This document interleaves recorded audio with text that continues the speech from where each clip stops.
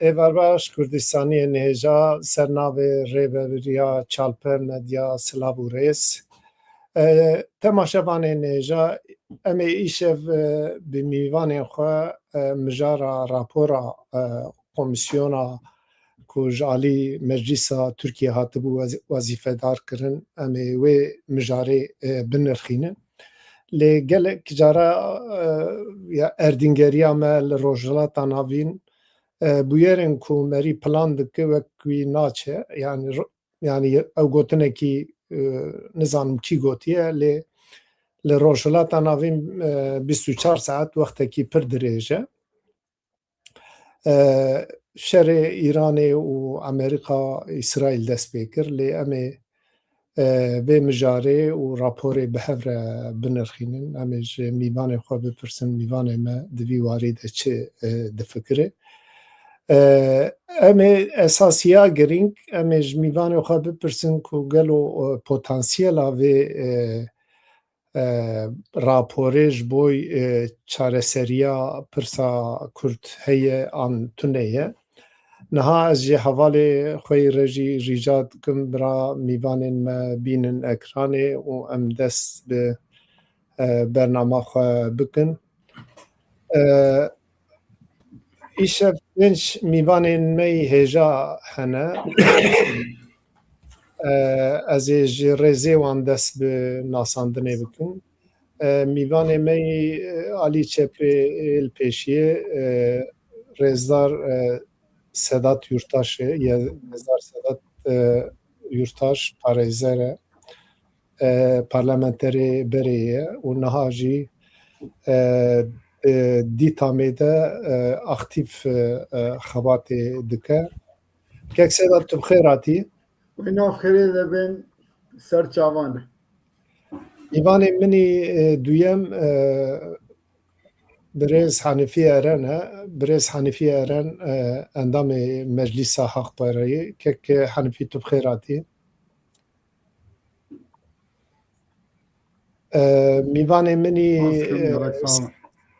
Mîvanê minî sêyem Köroğlu Qara Aslan e ji Pelkurdeyê. Kek Köroğlu tu bi xêr hatî? Malî ava nav xêrê dabin. Mîvanê minî çaremîn Mehmetcan Azbay ye. Rêzdar Mehmetcan Azbay cîgirê serokê giştiyê PKK'yê. Tu bi xêr hatî kek can? Nav xêrê dabin, sawî spas. Mîvanê minî Taliyê Kekê Serhat e. Kek Serhat jî cîgirê serokê giştiyê PSK'yê. Kek Serhat tu bi xêr hatî? Xêrdar bî gelek spas. Niha berî em dest bi bernama xwe bikin. Dixwazim mijarekî ya jî ji bo raya giştiya Kurda giştikî jî evekî giring e.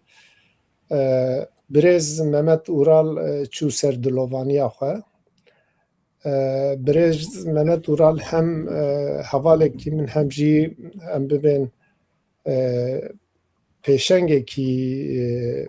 tekoşîna netewa Kurd bû û ev salên vê taliyê bi jiyana xwe, bi kar û xebata xwe li Diyarbekirê gelek xebatên hêja kir. Yani ez wî bi giramî bi yad dikim û ji kurê wî baran û malbata wan re sernavê Çalper Medya sersahiya xwe pêşkeş dikim. Kek Mehmet ew ê her di tekoşîna azadiya netewa Kurd de bijî. Yekcana divê mirin tale lê tê ber her kesî lê mirinên kesên siyasî wê xwedî ket û emege hîn zêdetir e. Em ancak karin bêjin ku em ê wî di tekoşîna xwe de di jiyana xwe bidin jiyandin. Em berî dest bi ew ê bikin dixwazim bera hûn giş jî ew ê nas bikin ama bi rêzê kek Sedat salên vê taliyê dîtamê de pêrxebitiye. Hûn ê çi bêjin kek Sedat em mama Kek Meheme ez zû de nas dikim bi rastî lê vê salê dawiyê jî دیتا می ده سروک می بری بو گلک ما به هفرا کار کر گلک فداکار بو کوبار بو بیر بو روشنبیر بو دلسوز بو و جبو براستی جیان کردوار دجی جبو کرد و کردستانه yani pir diziz bû û gelek jî xebatên wî bi her awayî berfireh hebûn ez jî ji ber vê kesê carekî din wî birêzdarî girtînim û bejna xwe li ber bîranînê wî ditewînim. Gelek spas. Kek Hanifî tê tiştek bêje? Çekê ez kek Mihemed salê notî da em hevra dixebitiyan siyasetê da jî qada sivîl da jî çünkü ew jî serokê malî müşavîra bû Diyarbekir û hem piştî wî di dîtamê da jî cardin em hevra xebitîn ez jî di dîtamê da di rêveberiya dîtamê da min jî dikir tohta serokatiya wê dikir. Kek Mihemed bi rastî jî ta îro çi xebat kiriye di her xebatê wî da şopê wî kipşin û gelek rûmetî ji bo wî me hiştiye û heta roja paşî jî di nav xebatê da nav jiyanê da bû tim dihat civîna beşdarî civîna jî dibû û mirina wî jî bi rastî ji nav me koçkirina wî jî dîsa li ser piyê xwe û kesîra nebû barû piştî ji zariyê xwe ra jî nebû barû piştî çû. Yani jiyanek bi rûmet jiya ez ber wî belna xtemînin wî ez ê tim birêz bi bîr bînim. Gelek spas. Kek Köroğlu Qaraslan tê çi bêje? Yani rastî mirin beriya me hemûyan e lê em ez bi koça dawî yekek Mihemed Vural gelek xemgîn bûn. Em nêzik da me bi hevra kar nekiriye lê du wexta ku me kovara serbestî dertexist daîma dişopand û hema bêjin di her hejmarekê da destxweşî li me dikir, moral dida me û me teşwîq dikir. Car carna dema ez dihat me Diyarbekirê me wî didît û sohbetên xweş kurdewar me dikirin. Xwedê rehma xwe lê bike. Ez gelek xemgîn bûm. Gelek sağ ol, spas. Kek Mehmetcan cenabê te bawer dikim tu jî beşdarî merasîma kek Mehmetiya Kela Çemdînê û ew ê bû. Kek Sedat jî beşdar bû. Hevalê din jî belkî beşdar. Ê çapemeniyê de tiştê me şopan. Tê çi bêje ji bo wefata? Yani bi rastî van salê dawiyê da em ketine demsalekî ewkê gelek kadro kesayetên hêja yekê di hêdiyê ji nav me koçtikî diçin yani em ketine demsala payîzê bêjin ji bo nifşê salên heftê û êşêsî falan ew bikin. Kek Mehmed Vural bi rastî kesayetekî giring û rêzdar bû. Ji nav civatê de hemû aliyên civatê, hemû beşên civatê, hemû aliyên siyasê li hemberî wî xwedî rêz û xwedî cêwiyê taybet hebû. Dilê kesî nehişbû. Ev bikarin ji destpêka salên 2007 vir da yê rewşewiya hem siyasetmedar hem rewşenbîr hem pêşengê civatê xebatkar û damezranerê siyaseta sivîl pênase bikin. Mirovekî kurdperwer bû, kurdewarî dijiya di nav malbata xwe de, nav eşîra xwe de, li der dorê xwe ew rengê xwe dida jiyanê. Ez nêzik ve naz dikim gelek jara rûniştine me sohbet kiriye fikr û ramanên xwe derbarê rojevê da digot. Weke hûn zanin ji neçû bêjin ji deda xwe bigre deda xede zîndana Amedê îhade û dîtam û damezranerê Haqparê û heta îro jî di nav siyasetê da aktif jî girtiye nav saziyên sivîl da jî girt û karê xwe heta dawî bi cihanî.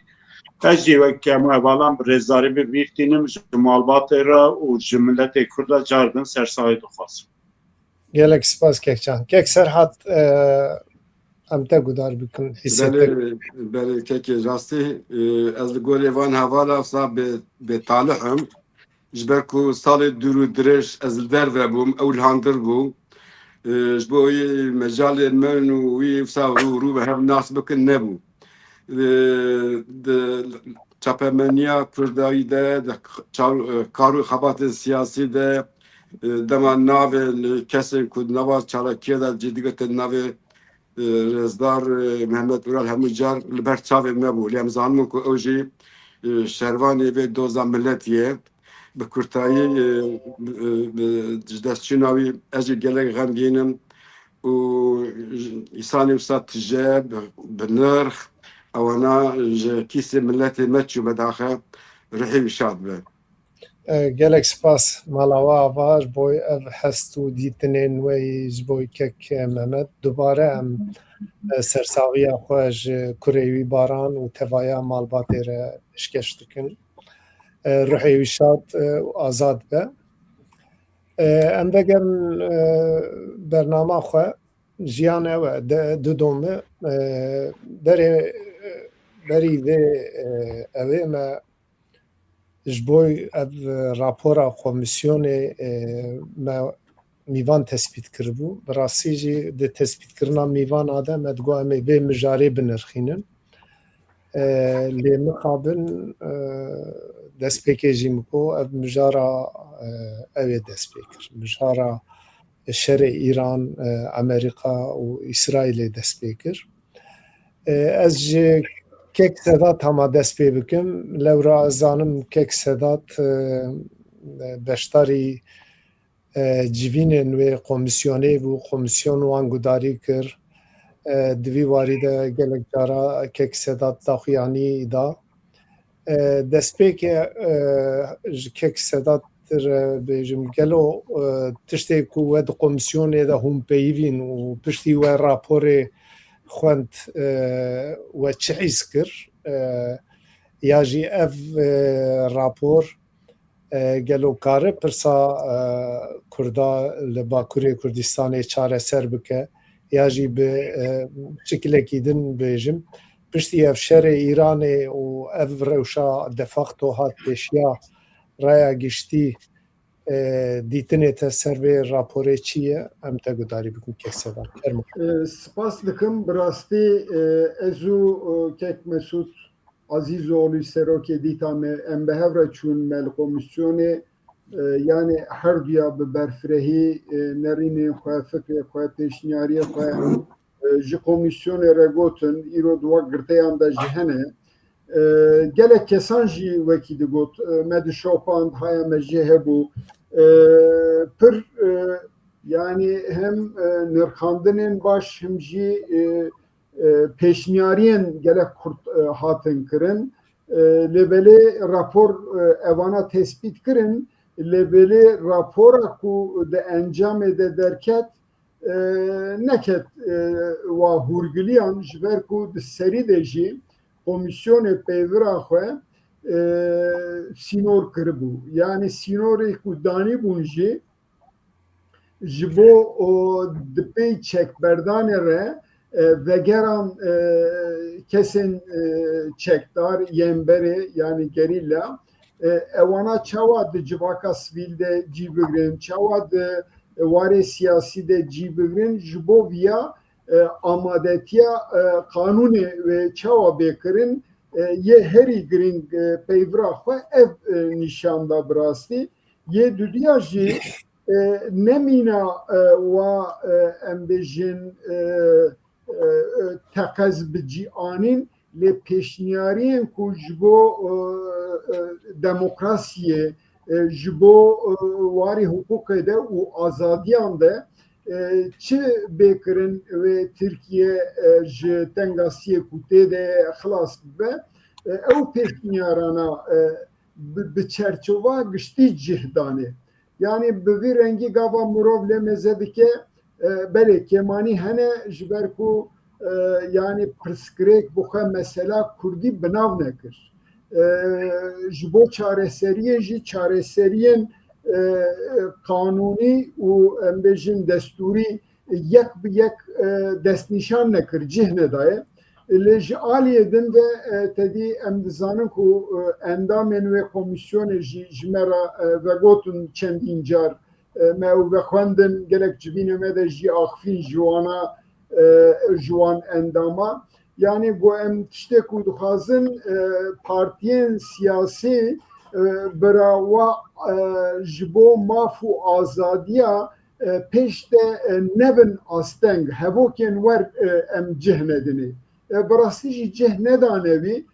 ji ber wê yekê jî dikarim bêjim ku ger ev rapor bi naveroka xwe mîna ku Erdoğan çend roberê lê xwedî derket ku divê em tev ortaxên xwe viya bi cih bînin lê xwedî derkevin dikarin gelek gavî li wêrê bavêjîn yani hem di warê ziman da hem di warê perwerdehiyê de hem di warê vegerê de hem di tevlêbûna waya civaka sivîl de û him jî di warê demokrasiyê de dikarin gelek tişta bikin lê Tirkiye bi rastî îro jî him mêvanên me hebû min sohbet kirin him jî çend royê hinek dipirsin di çapemeniyê de fikrê xwe dibêjim li vir jî dubare bikim yani Tirkiye heyya mumkûn be ku naxwaze mafê Kurda bide yani dema dayînê jî herî hindik bide lê heyakanê ve jî wî tiştê ku hindik wê da bike bi vî rengî heyf mixabin ev 8 sale tev digere îro jî şerê ku di navîna İsraîl Amerîka û Îranê de derketiye tirsa min ew e ku Tirkiye viya mîna hincetekî qebûl bike û bêje ku îro şertê awarte henin bi rastî divê ev şertê awarte gavê ku heye ana nehatine avêtin hîn zêdetir zûtirîn û berfirehtir Ekseda destêkevin navbêrê cenabê te nîrxandinek girîn kir lê ew nîrxandina cenabê te gelo ev şerê Amerîka, İsraîl û Îranê kanîj alî pozîtîf li gel berjevendiyan Netewî Kurd jî pêş te neçe gelo yani bi rastî bi giştî ji xwe evê bike duê qenaetê me ji ber çi bike ji ber ku qasî ku di şopînim emirê min jî dest dide ji 1979 bir va rejîma Îranê ya meleyan bi rastî ji bo gelê Kurd Îran bi xwe kiriye mîna zindanekî û ji damezrandina xwe vê rojê tê bîra min yani di meydana da Kurdên xortên Kurd rêz dikirin û gullebaran dikirin vê çaxê jî dikuştin û ji wê salê vir ve jî hima her sal bi vînca li meydana xort û însanên û jin gelê Kurd dadiliqînin dikujin ji ber wê yekê zulmek pir û pir mezin li ser hemû gelan lê xweser jî li ser Kurdan heye ji ber wê yekê yani ji vira şûn da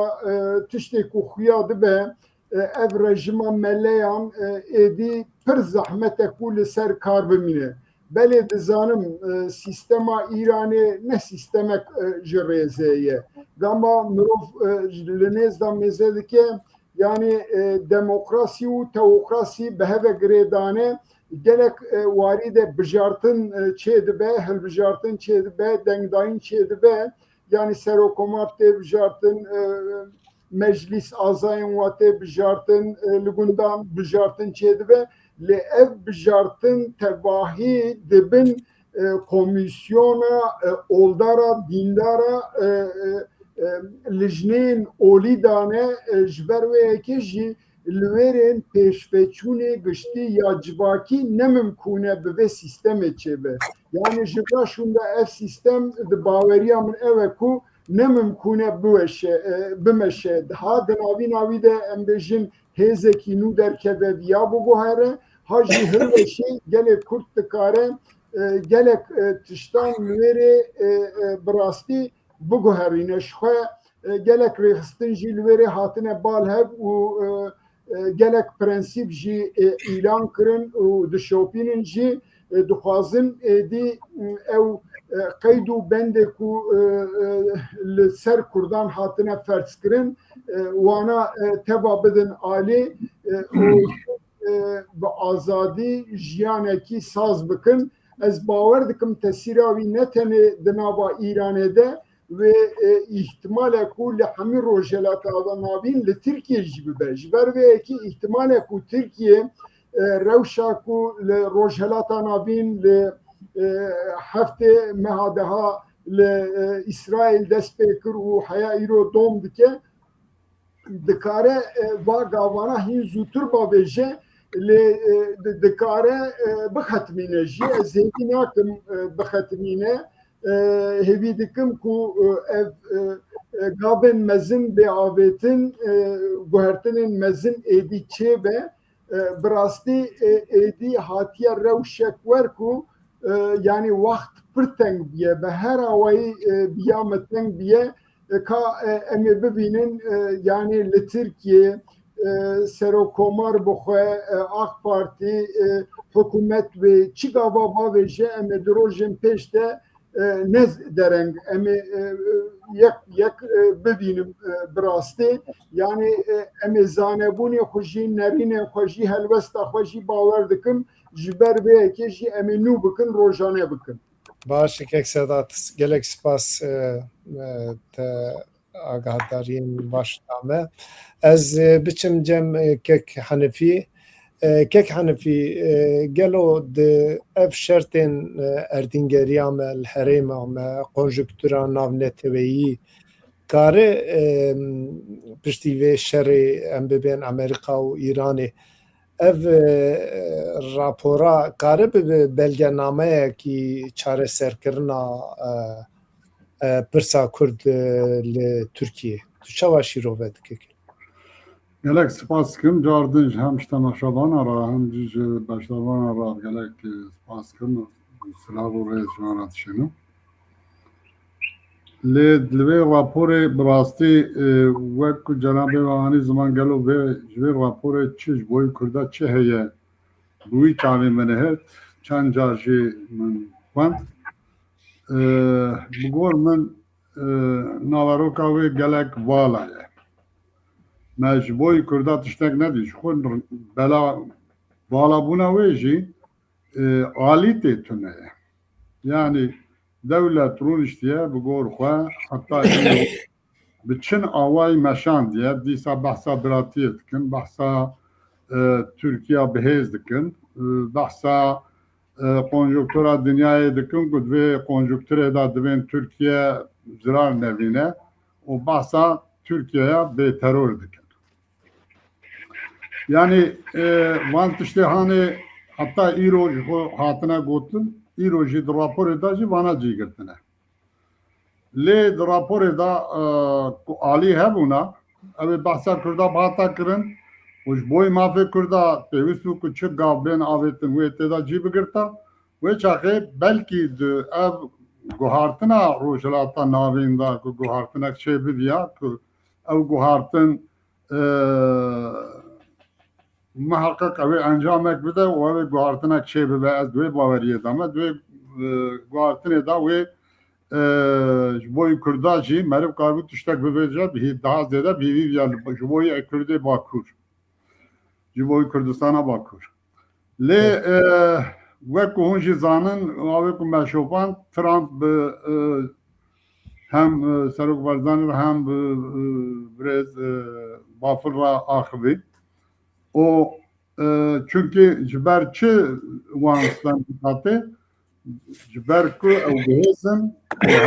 heye û daxwazek wan heye ji bo ew jî pê bihîvîne.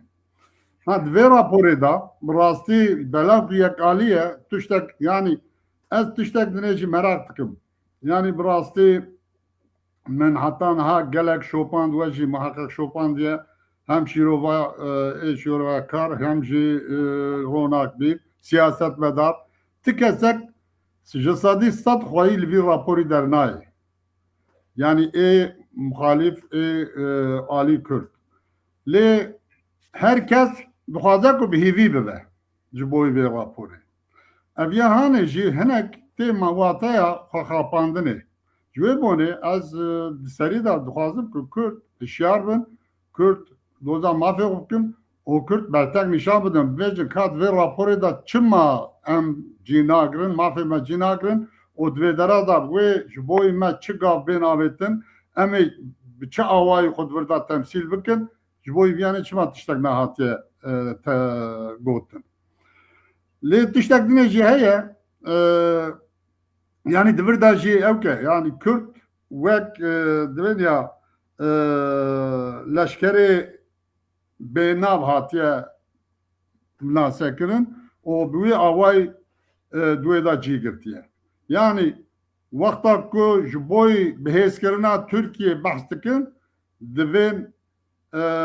Kurd û Ereb û Tirk bi hevra. Lê navêjin mesela di vir de mafê Kurda çîke û em ê bi çi awayî bikin. Tiştek dinê jî heye. Gelo divê ev rapor nehata nivîsandin. Rêveberê Tirkiye nizanibûn ku piskirêka Kurda çi ye, divê welatê de Kurd çi piskirêk dijîn û bi çi awayî ew ê vê çareserkirin, gavê çawa wê bê avêtin. Ji ber wê yekê çûkî divê raporê de bi piranî pêşniyar hene. Ew pêşniyar jî tiştê ku magazakona niha da heye jî ji bo wan divin divê ku şert û mercê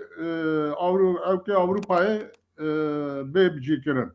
Tamam da yani viya hani ji xwe ana Tirkiye qebûl kiriye bi vê de îmza wî heye. Yani ji bo viya hani hewcê vî raporî nîne. Kesayetê ku çûn wê derê axivîn. Mesela wan tişfik û romanê ku anîn cî divî welatê de em zanin kesayetê yani çünkü dünyayê de em zanin lêborîn wexta neyê xwestin. Wexta ku ê sûcdar sûcê xwe qebûl neke û lêborîn nexwazde niyeta wî li hevatinê tune ye. Ev yani di serî de ji bo ku divê raporê de Kurd xuya bibûna, Kurd alîkî bûna divê ku divê rapora da di serî de wêrankirina Kurdistanê û faîlê ku faîlê kifşin ama faîlê meçhûl tên gotin kesayetê ku hatine biştin heta niha derheqê wan de jî tiştek nehatiye gotin. Di vî aliya da mada wisa bû çil sal e çil û pênc sal e çarek didome herkes bu avakî wî jî bi nav dike hinek divên düşük yoğunluklî hinkî divên kontrollî şer heta îro hatiye û en evê ku zêde jê zirar diye Kurdin. Gelo divê dere de mesela rapor da hewce nedkir ku bibêjin ha Kurd vî zirarê diye vê zirara Kurda bi awakî wê bêterefî kirin. An jî em lêborîn ji Kurda dixwazin. An jî Kurd em cardin vê xeteriyê em cardin vê zulmê li Kurda nakin. Kurd ew ê cardin bi vê zulmê re rûbirû nemînin. Yani tiştek ew hat pêwîst nebû ku têda cî bigire. Hewce nebû ku têda cî bigire. Ji wê bonê jî bi rastî vê raporê min bi xwe gelek cara jî lê nêr, gelek cara jî xwand û bi got tiştek jê ye. Balam şîret divê wek modela Türkiye mi modela tamam da bir vakta hava xwe Türkiye tanha modela xwe şopandiye. Di îro da rojalata navîn da ev bi rastî guhartinê ku çê dibin û ev êrişê İsraîl û Amerîka li ser İranê endin encamek ji bo tamama zulmkara encamek ew ê derxe holê. Encam jî bawer dike ku ew jî kesayet xelkê mazlûm ew ê bi awakî jê sûd bigirin. Ji ber çi jî ew ê sûd bigirin? Çünkü endin dünya fam kiriye ku tenê bi zordariyê ev sistema rojilata navîn nameşe. Ha diviya hanê da evê rojilata navîn da jî xelkê en görseyî û en mazlûm Kurdin. Ji ber wê yekê jî bala teva dünyayê dikişîne teva dünya jê bahs dikin teva dünya yani devletê rojava gişt ji bo Kurda tiştek dînin enin dikin pêşniyarê wan hene lê ê rojilata navîn di serî da İran hem kurê şah Pehlevi hem Malayanayı seri da Türkiye çi dibêjin dibên ku li İranê tiştek çê bibe Kürt wê derê ew bin xwedî mav ew bin xwedî dewlet û ji ber wê yekê jî divê em piştgiriya İranê bikin. Sırf ji boî ku Kürt nebin xwedî mav piştgiriya İranê jî dikin. Yani divê dera hanê da pêwîst nîne ku hinek dibêje bavê min em madem sana pêvajokek dibînin. Çima em divê ji bo vê pêvajoyê ji bo Kurda, ji bo Kurdê İranê, ji bo Kurdê Rojhilat em tiştek navêjin. Hûn çima dijmintiya wan dikin? Li Rojava meşxûd dît ku çi hat qewmandin û devrê aşitî dî ku çê bûn ku entegrasyonê jî qebûl kirin dîsa ji kuştin û qetilkirinê xilas nebûn Kürt. Ji ber wê yekê jî bi rastî divê raporê da ji xwe di serî da jî wexta ku kesetê gazî kirin çûn û li wê derê tiştî ku li xweşa wan neçûn ew dayîkê ku Kurdî axivîn û bertekê ku nîşanî wan da li ber çavê me tevan e. Ji ber wê yekê jî ji xwe encamek ewha kifşûk ew ê derkeve û ji wê bonê ev rapor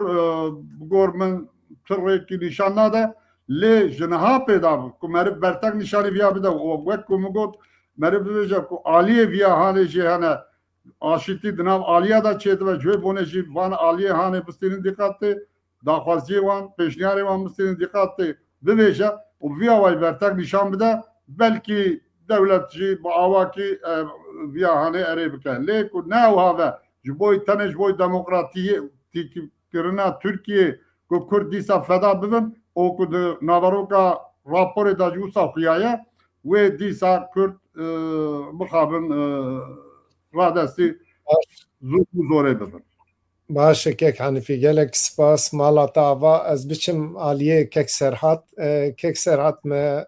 kek Sedat jî kek Hanifî jî gudarî kir niha li gorî cenabê te armanca ev Türkiyeya bê terör ya jî ev kesên ku vê raporê hazir kirine dibin siya demokratîze kirina Türkiye'de gelo kanun ji bo çareserkirina pirsa Kurd jî gava bavên ya jî ev kek Sedat jî destnîşan kir ya jî ev xapandinek ku meriya dibe û hişmendiya berê ya dewleta Tirkiye hûn çawa dinirxînin vê raporê û ya dudiya gava de kek Hanifî tespîtekî di cî de kir got aliyê Kurdî beşdarî vê ew ê nebûn yanî wan gudarî nekin fikr û ramanê wan gudarî nekirin bikirana belkî îro rewş ew ê cuda ba tu çawa difikirî ya jî çawa şîrove dike kek Serhat em te gudarî Gerek spas kek Sirac gerek spas bo vê derfetê na raya giştî jî zane hevalê me êdivira jî baş zanin ku ev pêvajo ji ku dest pê kir piştê ku Hamasê êrişê İsraîl kir êrişê şerê İsraîl û Hamasê firebû gîşte Sûriyê kete xwarê Türkiye kete nava tirsê û xofekê got belkî PKK wek rojek watiya ava kirinê heta vê demê dawî hemû car darodestê hinek aliyan bûn gel Sûriye bû gel İran bûn gel Iraq bûn gel ji belkî hinek din bûn Türkiye ji viya tirsiya ku carek hat hinekê din dest bawî jine PKK û wî bi kar bînin Tirkiye xwest pêşî vê gavê bigire û bi wê awayî ev pêvajî bi şiklekî dest pê kir. Na destpêka wî niyetêkî wî tê de baş tune. Dej niyeta baş em berdin. Niyetêkî wî siyasî ku ser mantığa çareseriyê be ew mantık jî tê tune. Çima tune gelek elemetê wî henin. Yek hevala jî behs kirin eger rastî mesele çareseriya milletê Kurd bûna yan jî çareseriya pirsgirêka Kurd li Tirkiye bûna wê berê hemû tiştê به محتابه و ایشیره و اکوی محتابه و دوزنه و یک بواره همیان را رونشتنه بیرو رای آن بگرتنه اوی کاری نکرم یا دیدیم بسکات نجات بحث کرنه دو komisyonu da goya söz navi çareseriye zanım çiye li jineki aşitiye jineki dakiki Kürt demat komisyonu da خواست مرام خواه بین زمان به زمان دایی که اخافتن کرد و دمی مداخله کرن و دمی دوی کمیسیون دم مداخله کرن او مداخله وانش فنیت وان ایدی نشان دا کو اف دولت در دیوی چاره سرکرنا پرسا کرد نه یادنه دست ترکان دا حوجه اگر بخوازن راستی و مسئله ریک جره حالی ببینم دستی وان پیوستی راپور ماپور اجن نکه دستی وان هزار راپور دن همین سالی نوتی ده CHP وان راپوران چی کرگون DSP بون CHP بون راپوری وانی وی دمی اگر مربر چاو بگره جوان راپورا ایرو پر پیشتاتره باسا پر شتی دن تکرنه کک سرحت از تکه نابره مثلا راپوری ده من نویسانده بود به ترک و کرد گلین برانه خزمن ککو zaten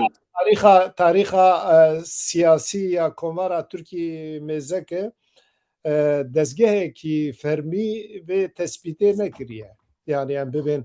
tamam Kurderi vî tiştîne tamam em bibin hin asengî derxistine lê li vir Kurda û Turka du gelên cuda ji hevû dur veqetandiye gotiye ew rapor bi hûrgilî wexta wer xwendin yani hin tişt hin îbare hene ev jî dest nîşan dike ku dewleta Tirkî haya wî ji vê êrişa ku bi ser ew ser Îranê were haya wan jê hebû yani çi ev bibên ew banga Baxçelî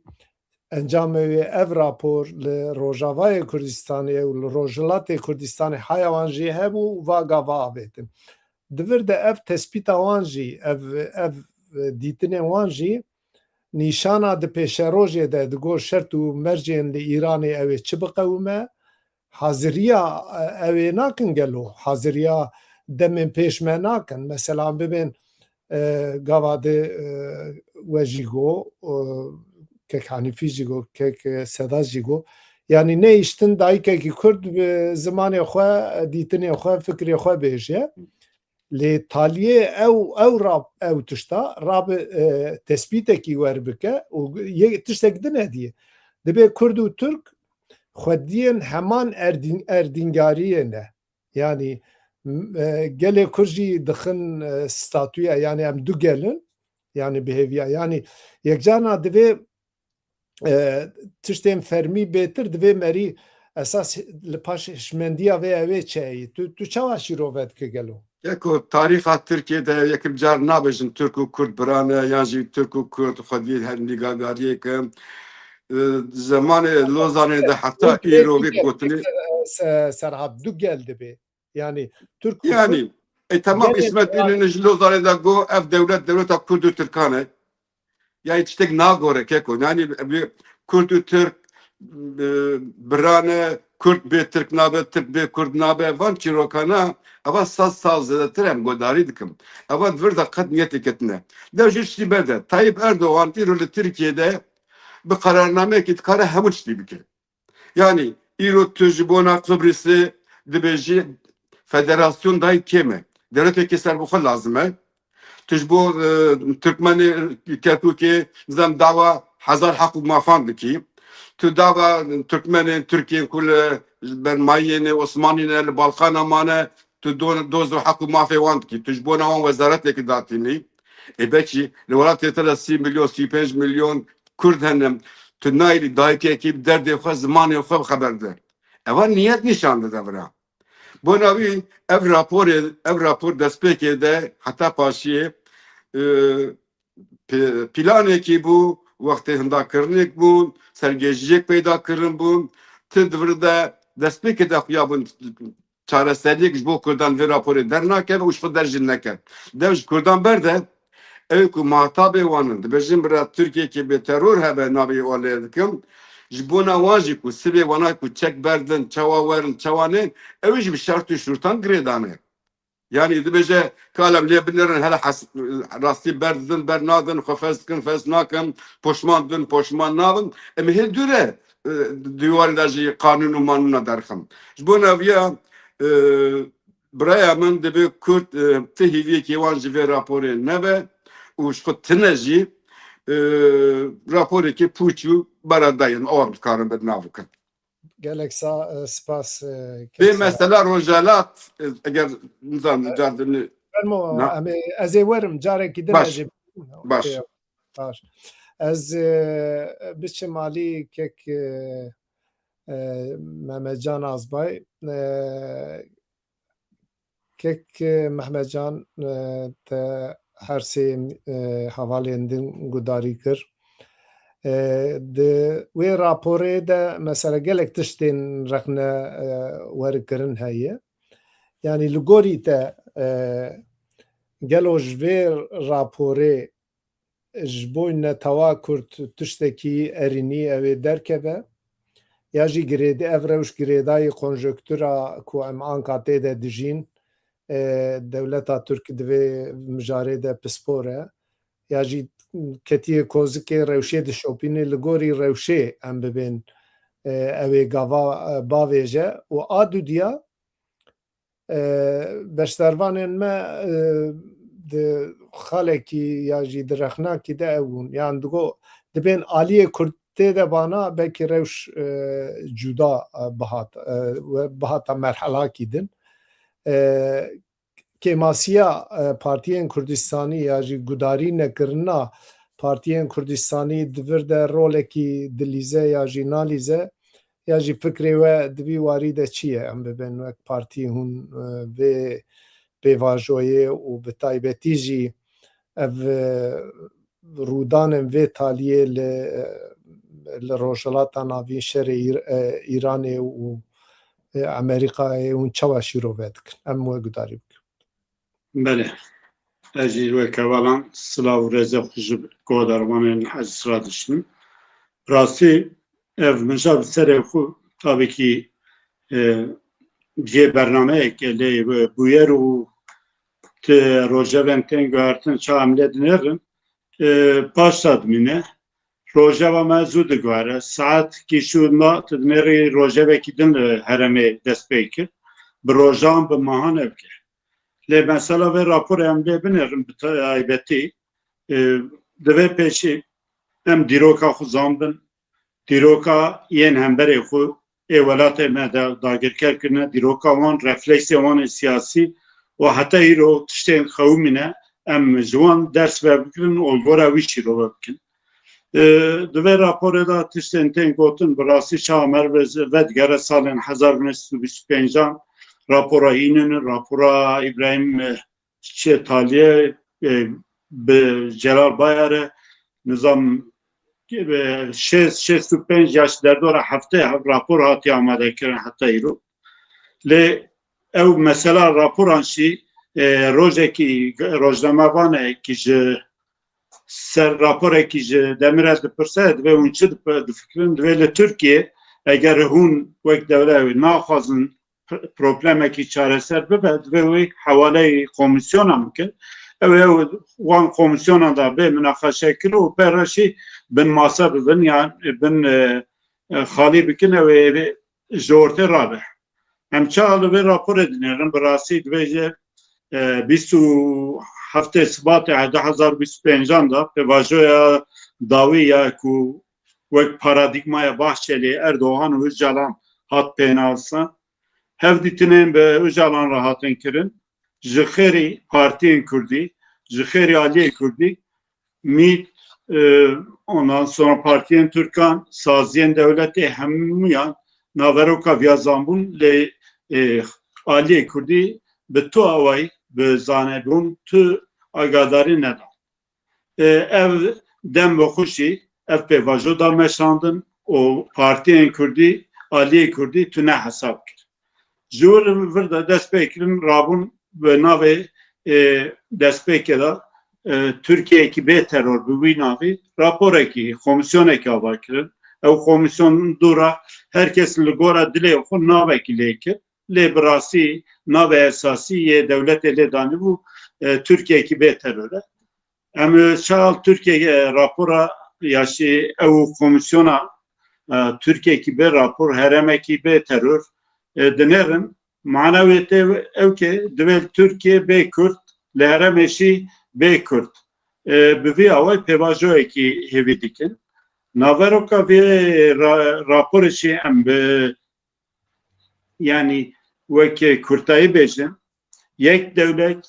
yek millet, yek welat, yek alu û yek ziman. Naveroka vê raporê viya ji Kurdan re pêwîst dike. Dibêje ki mafê wê milletbûnê, mafê wê ji milletbûnê tin tune ye. Tenê hûn wek kesayet en karin henî mafê xwe daxwazin. Yekcan estê kevin nabêrê yani Belê. li gorî cenabê we gavên pêwîst ji bo pêşerojê çi be ku ji alî Netewî Kurd ji alî em bibên hêzên demokrasiya Türkiye ev rapor ev belgenameyekî qebûlbar divê çi bibe yani li gorî cenabê we. Yani divê ev rapor komisyon ya şî pêvajoya navê wê dibêjin paradigmaya nû bi heva girêdayî ne. Eger em vana ji hev cuda cuda nîşan bidin em ê xeletiyan bikin. Mesela Türk û Kürt birane coğrafyayekî hevpar na em cîranê hevin bi rastî biratî bi vî awayî nabe kesên bindest û serdest tu car nabin birê hev lê karin ji mecburiyetî cîrantiyê em çal vê ew kê binin mafê milletê Kürt ji milletbûnê tê.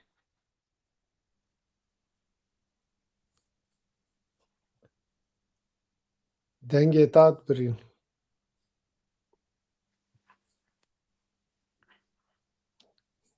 Derkeve viya tu nebe hesabandın. Milletê Kürt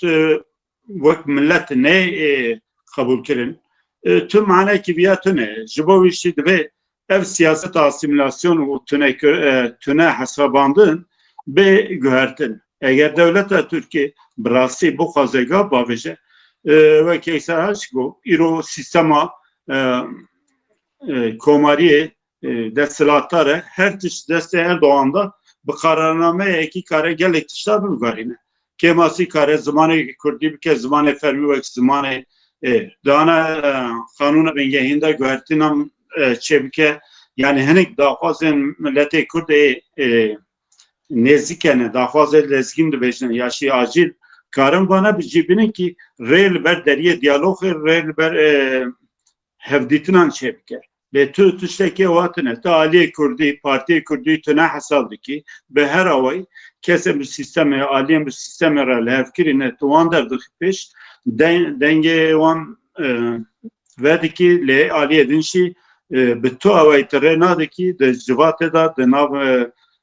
raya giştî da nêrînê xwe parve bikin bidin zanin bi vî awayekî siyasetek çavê meşandin elbette ki ji bo Kurdanî ne ev ya ji bo siyaseta Türkiye. Biratiya Türk û Kurdan jî em zanin bavê Türkiye bûnê Ziya Gökalp'e ev hevokê îro di raporê da tên ziman ya şî Jalê Abdullah Öcalan ve tê ifade kirin evana nêrînê Ziya Gökalp'in. Ziya Gökalp destpêkê da viya gotiye Cumhuriyeta Avabiye bi Cumhuriyetê vir da jî ev siyaset her tüm di hemû demanda xwe dubare dike. Devleta Türkiye Kürt nas kirine bi taybetî Bakurê Kurdistanê hêviyekî çêtkin gotinekî xweş davêjin rewşenbîrê me partiyên me saziyên me hema ji nû dibin wî de tiştekî heye ka em ser bisekinin çi çi nîne yani wisabiyeke heta niha ev millet tu nehatiye hesibandin navê hevokekî dijberê Kurda jî bê bikaranîn em ji wî hêviyekî bi rastî heviya divê ev hişmendî bê guhertin. Hişmendiyekî millî di nav Kurda da çêbe. Ev rapor jî bi hişmendiyekî millî divê bên nîrxandin. Hinekî alî dibêjin tedî Tirkî divê dax xware doğurdu. Lê xuya ye Türkan îca xwestin ji mişkekî çiyayekî bidin zanîn zayîn. Bi rastî yani ev çiya mişk ew nekir ne zayîn. Yani bu sakir ki tişeki absürt der sorti. Yani Kürt ev sale jibo mafe xuye hebuna xu yani tekoşineki dijwar didin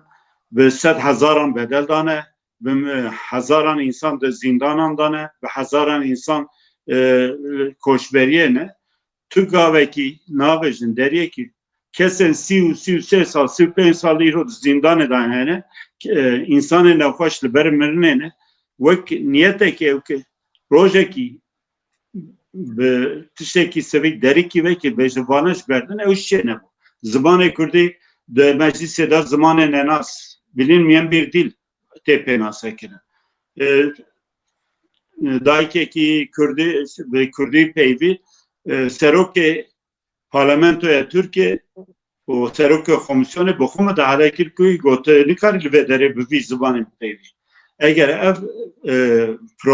problema Kurd û Kurdistanê me tiye gere navê wî değil. Problema Kurd û Kurdistanê çawa bi nav nekî te nikarî riya çareseriyê jê re bibînî. Hayalî te çawa problemek bibînî wê çayê te gora dilê xwe tiye bipeyvî. Ji bo wî em wek destpêkê daşî yani çawa tiştekî bûyerekî bi qewme raporekî amade bibe tiştekê bike elbette alî wî erêniyan alî wî neyêniyan divê me wan ew kabin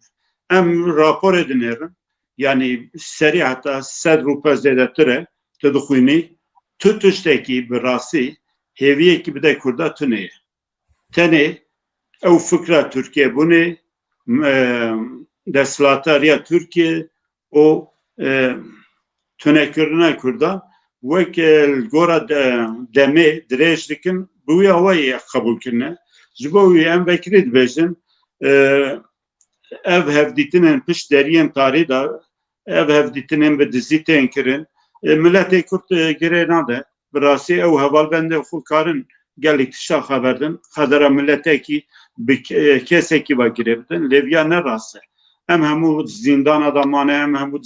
derbas bûne me nameyekî nikar bişîne ji malbata xwe me bi hevalên xwe çawa pusulayekî dişan çi zahmetiyan bû lê îro em dinêrin dewleta Tirkiye bi awekî dinê eger ev dewlet bi rastî ew ve divê demil dest Abdullah Öcalan, Selahattin Demirtaş û rêveberên yani ser navê vê pêvajoyê ew dikin wan berdin bira ew bên bi milletê Kurd re bipeyvin milletê Kurdî xina bikin bira vê bi rûbirû bi aliyên siyasî re bi aliyên dinê re bipeyvin insanekî di destê dewletekî da dîl be ser navê milletekî ser navê xedera milletê nikare axaftinekî azad bike ya ji biryarekî azad bide li wê derê biryara gelek mafê wî destê qardiyanekî daye qardiyanek ser wî hukmdar e lê destê dewletê da şevkê ji bo wî şî yani ev tişt dewlet pêvajoyekî daye destpêkirin ev pêvajo ne xêra Kurdaye elbette ji bo Tirka baş e reva ye lê hinî tişt li gora dilê me re nameşin siyaset wisa ne guhertinên heremê tên guhertin li gora dilê Tirkiye wê nebe îro li Îranê tiştên qewmin li Rojavayê Kurdistanê tiştê qewmin ê rûne neşinekebir ev hevîr ew ê gelek av bigire yani Kürt divê viya zanbin divê xwe birêxistin bikin amade bin ji bo pêvajoyekî dijwar bi rastî em bixwazin nexwazin em nabêjin yani îro her milletê Kurd tenê dava mafê xwe reva dike eger Türk divê van newkada dewleta Tirk samî be tiştê ji bo Tirkên Qibrîsê dixwaze ji bo Filîstîniya mafê dewletbûnê dixwaze ji bo Türkmena mafê dewletbûnê dixwaze ji bo Tirkên Qibrîsê dîsa mafê dewletbûnê dixwaze Kurd jî aynî wan mafa dixwaze dewleta Tirk eger çiqa samimiye bi wan aynî Kurd ne kêm ne zêde tiştê ji bo Tirkên Qibrîsê an jî ji bo Filîstîniya dixwaze em jî wî dixwazin seraxa xwe bibin xwedî dewlet mafê xwe îdarekirinê em bi destê xwe tayîn bikin ev ya jî qedera milletê Kurd destê milletê Kurd daye viya bi hinekî aliyan vewka îro başelî rabiye ser navê Kurda dipeyve siyaseta Kurda tayîn dike û hinek Kurd rabûne heviyekî ji wir rew dikin. Lozana duyemîn bi destê Kurda inşa dikin. Ev ya divê Kurd Serbiya bisekin. Yani 3 sal berê aynı tişem xahatin xapandin. Derfetê wê demê tune bû, siyaseta wê demê teng bû, asê bû, ragihandin wekîro nebû, teknolojî newsa bû, lê dünya hatiye guhertin. Her tiştê di nav di bêrîka me de yani telefonekî de ye, ser internetê bi hezaran milyonan insan karin diaspora karin tev bigerin pêvajoya vê dawiyê Rojava xewî medît kî Kurda çi anî gotin ki Kurdistan yek welat e. Yani Başur Rojava veya Bakur Başur nene. Kurdistan welatekê yek millet e. Gora wî şî siyasetek tê afrandin. Em bixwazin nexwazin devletê mezin şî gora wî ye. Qedera Kurda tenê bi Kurda û Türkara ya şî bi Ereb û İranê Farsa ra şî girêdayî nîne. Ev meselekî navnetê wî ye. Vê pêvajoya hanê çêkirin Kurd xizin vê ew kî tenê ev devletê dagirker nebûn. Devletên desthilatar şî divir de şirîkê van gunahan bûn. Îro çareseriyek çê ve dîsa ew devlet çê ve bi destê wan û balîkariya wan bû. Milletê Kurd divê siyasetekî yani nû bafirînin olgora ew şî tev gerin ew şî rojekî zûtirîn aliyê Kurdî, partiyên Kurdî, kesayetên Kurdî divê ser siyasetekî Kurdistanê tev bigerin û wek teref derkevin ortaya. Baş Kekcan gerek sağ be spas. Yani ez heval wexta peyvin ez mahve wan nabirim lê ez wek dixwazim ew kontrol ew bixwe ew bikin mijarekî giring e û wextekî me yî sînordar jî heye. Ez biçim aliyê kekê Köroğlu Qaraslan. Keko wele biborîne evê ma tu dereng beşdarî bername bû û belawî jî taliyê ma niha me hemû beşdervanên bernameyê gudarî kir. Gilî û gazinc derheqê vê raporê de heye. Cenabê te vê raporê çawa şîrove dike? Mesela aliyên siyasî gelek cara divê raporê de mesela mafê kolektiviya netewa Kürtûneyî mijara Kurda anîne daxistinê mijara takesî ya jî Kurd netewakin ji netewbûyînê mafê wan yên heqê wan hene divê li ser xwe îdare bike ew netêdeyî gelek gilî û rexne û ew hene. Yani tu çawa şîrove dike vê raporê em te gudarî bikin fermo. Spas min baldarî guhdariyê hevalan kir dikarim bêjin îstîfade jî kirin hin tişta. Divê em bifikirin ev rapor çi ye? Çima pêwîstî bi raporekî wiha dîtine? Yani jî çima daxwaza tiştekî wiha çêbû ji dewletê? Ew komisyon çima hat ava kirin? Sebebê komisyonê çi ye? Hûn zanin Keksedat serî de behs kir heftê cotmeha 22 da êrişa Hamasê ya di İsraîlê konjektera rojhilata nêzik û rojhilata navîn guhert. Konjektör guherî. Ew sîstema ku hatibû avakirin heta wî rojê îdî cihê xwe de leqiya. Ew kek lêket. û piştî wî rojê hûn zanin ew hêz û quwetên û bi ser navê Cumhurî İslamî İranê tev digeriyan bi piştgiriya wan di herêmê da tev digeriyan şikestê xwarin, şikestê mezin xwarin. Yani ji Hizbullahê bigire, Hamasê bigire, ewên Husiyên Yemenê bigire, işte ra bêjim bi wî ve İran jî derbên mezin xwarin. اسرائیل و هوالبند وان بحثا روشلاتا نزیک و روشلاتا ناوین دا بحثا گوهرینا جغرافیایی کرن. لما گو بحثا گوهرینا جغرافیایی کرن یکم جغرافیا گوته بیرا مروان کردستان.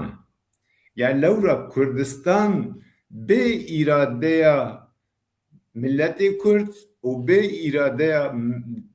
gelin deveri hatiye dabeş kirin u parça kirin u her parça kivi devletek ava kirine kısne bin kontrol avanda. İşte ev gotin hat holi devleta Türk piçeki yani bir evka amiyane dibejin agir ketakuni. Dev ketnenav hin havuldanan ka em çawa biken Kurdan divi peyvaju eda bepar, bemaf, behelim, bedominin. Li pêvajûyekî ku ne ku pêvajûya dest pê kirin û hûn zanin yani hewcanake dubare bikin beyanên bê dewletbûn û bê statûbûn û bê daxwaziyên külturalîst bû Kurda anîn ji bu me Kurda xwestin şirîn bikin û wek ku tiştekî baş be. Yekem navê pêvajûyê danîn Türkiye'ye bê teror yan jî herêma bê teror. Ew tê çi manayê? Kurdên ku daxwaza maf û azadiyên xwe dikin terorîstin. Lazim e ewana bêne bertaraf kirin, ji holê rakirin. Bi ewayekî di hinda xwe de serketin. Yani eva ji xwe neheqî û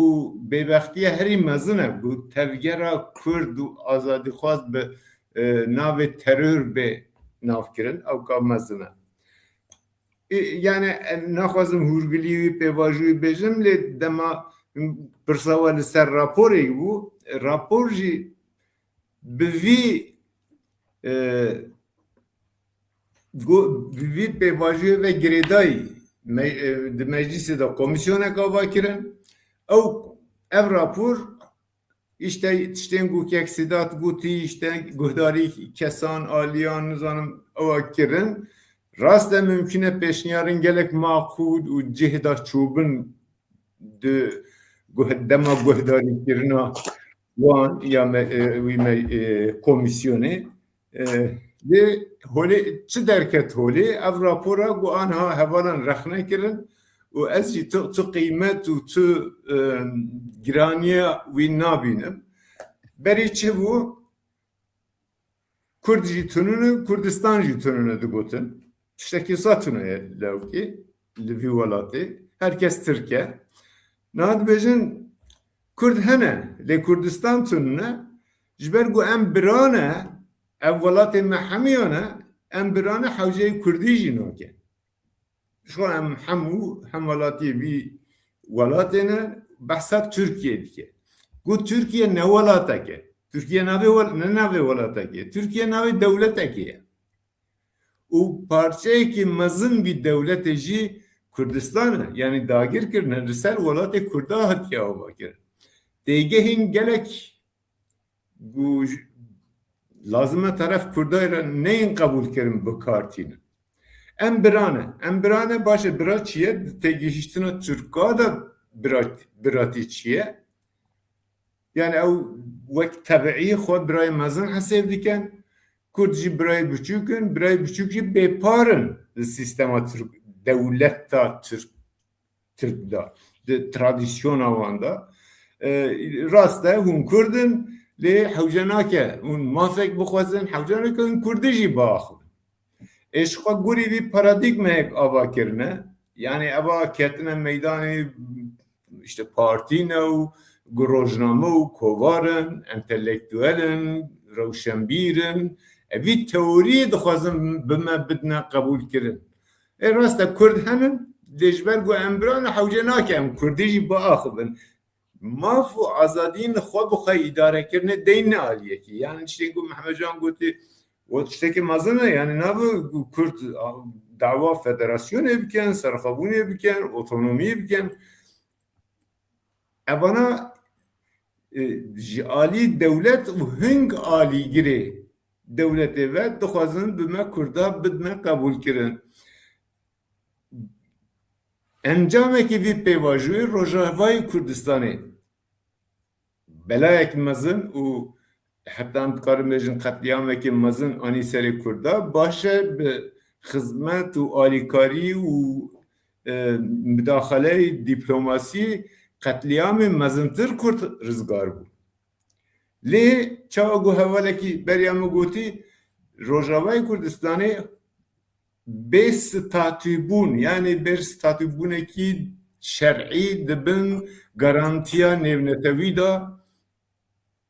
ew kirin, tasfiye kirin, ji holê rakirin. Li wê jî wekî ew kê çi dibêjin bi devkî hind wead dan Kurd işte parçeyekî milletê Sûriye, Kurdî parçeyekî zimanê vî dewletê ye dibin garantiyê de ye. Garantiya kî de ye? Garantiyekî teröristekî selefî tûj û radîkal heta kengê heta gu sîstema xwe cî bi cî bike lewra tu garantî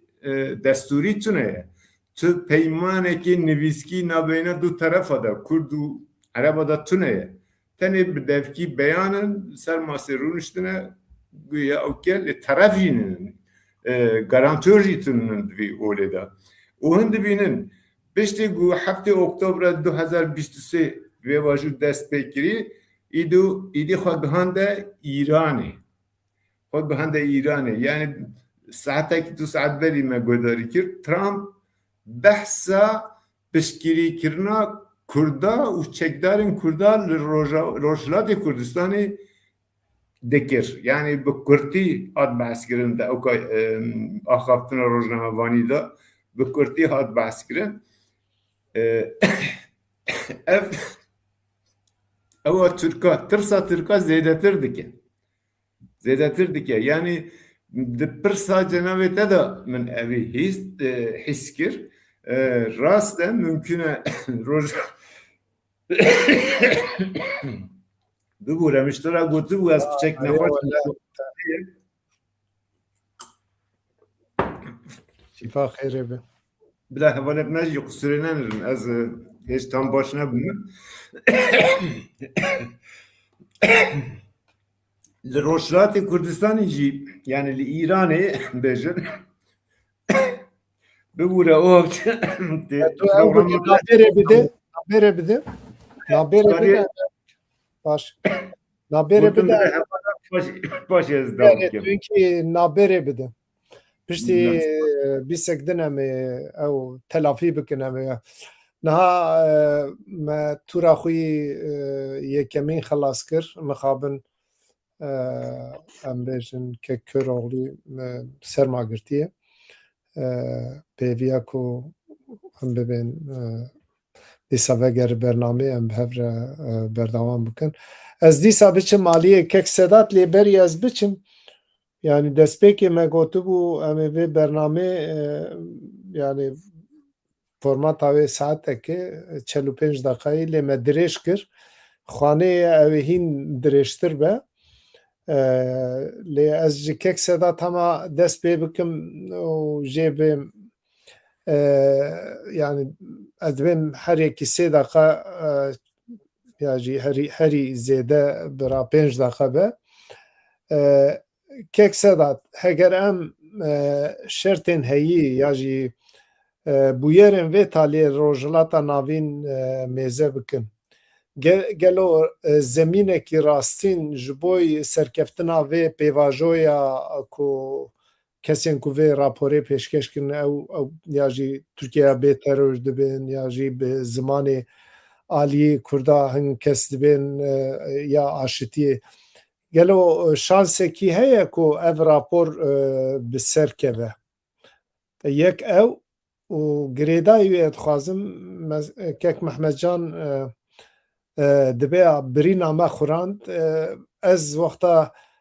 yani mahfê azadiya netewa Kurd mahfê statûya milletê Kurd tekoşînekî hêja ye. لێ divê ji bo vê mehfê bi 100,000 xortên Kurda li zindanê mane û ji wê zindanê de zulm û îşkenca dîtine ew wexta çareserî dibe di tavlê de tê bîra me dibe ya divê şertên heyî de gelek Kurd hene em bibên ez nas dikim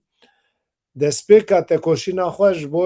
Kurdistanekî serbixwe ji bo statûyê ji bo azadiyê ketin anka em hatin qonaxa ew ê ez bêm ji vê rewşê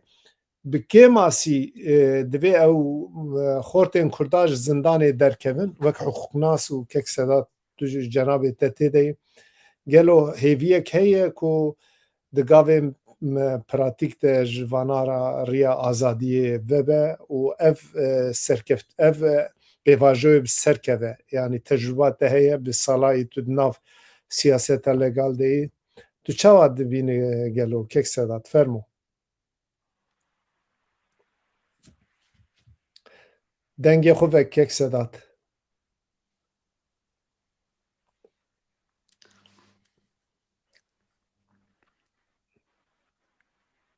dengê te nayê kek Sedat dengê xwe vek bibore bi rastî yani kesê ku di vê pêvajoyê de cî digirin mîna Rêzdar Tuncer Vakirhan mîna Mithat Sancar me him buara têkilî danî him jî buara gelek sohbetên vê meselê kirin yani tiştê ku dibêjin divê êdî gav bêne avêtin yani em de arîfa wê dane ji ber ku heya ana yani devlet ji alîkî de çavdêriya rojava dikir bu yerê ku li werê de qewmên wê ka çawa bidawî biwe li benda wî sekinî bûn bi awayekî ew bidawî bû yani li vira jî fikrê xwe bêjim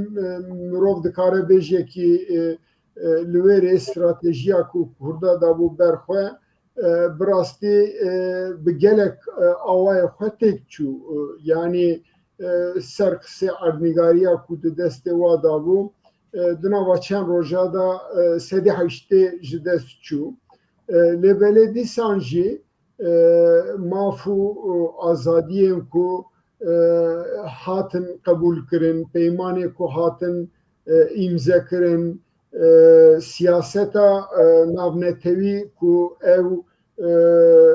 bi piştgiriya wa medî ku bi rastî yani qewetek nû ya dîplomatîk ji bo wa çêbû ev konferansa ewlehî ya li Münihê çêbû ji vêya şûna medî ku statûyê ku nû ji bo Kurda mîna ku siyaseta navnetewî tarîf kir ji ber vê yekê dikarim li hundir êdî em li ber yani gav avêtinê sekinîne Ahmet Türk jî ev bilêv kir yani hem di warê qeyûma da hem di warên girtiya da ku ev 30 salî zêtirin gelek kes di hundir denin gelek kesên tenduristiya wan di cideyê di hundir denin û bi rastî jî ev ji aliyekî divê mirov qebûl bikekî trajedî ye yani çi ye em serxwebûn dixwastin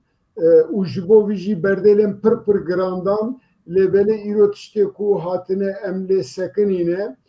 azadî û mafên Kurd di nava çerçeva Tirkiyeyê hinek gavên avêtinê em li benda wan e bi rastî lê ev tedî yeka yek bi me ve negirê daye ji xwe ev yeka di 27 Sibata par de Öcalan ji raya giştî re ji rêxistina xwe re anî ziman û ji ber vê yekê jî gome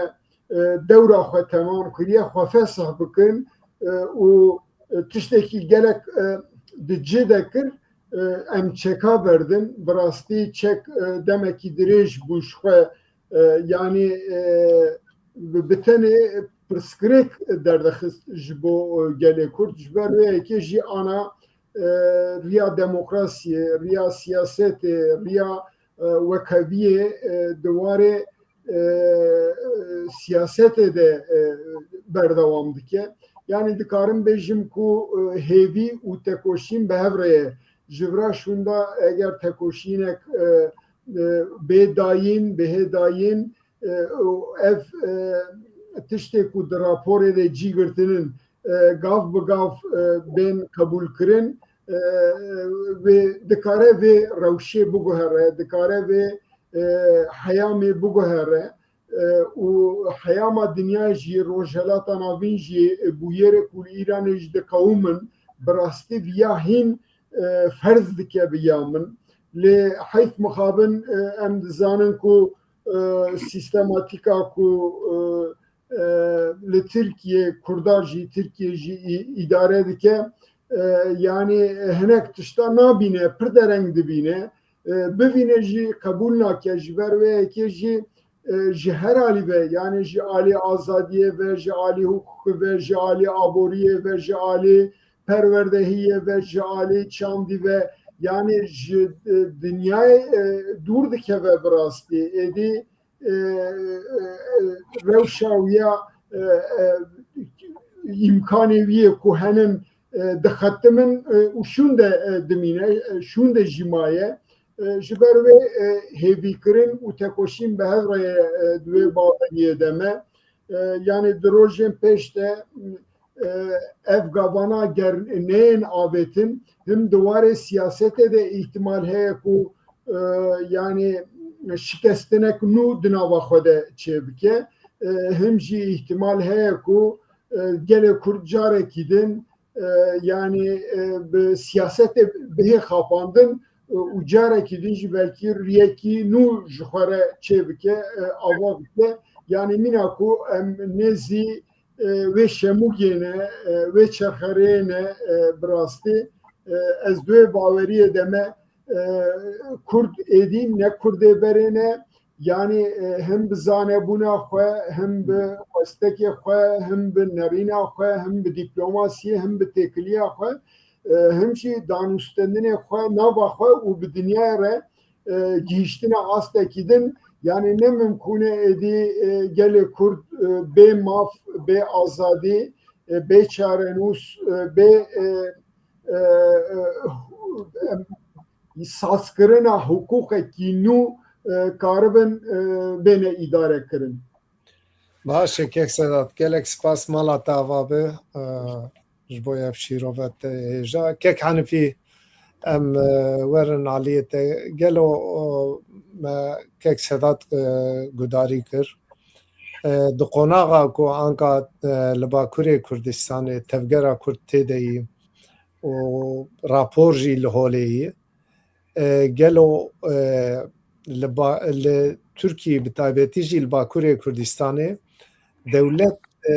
stratejiyekî meşandiye û di wê stratejiyê de dixwaze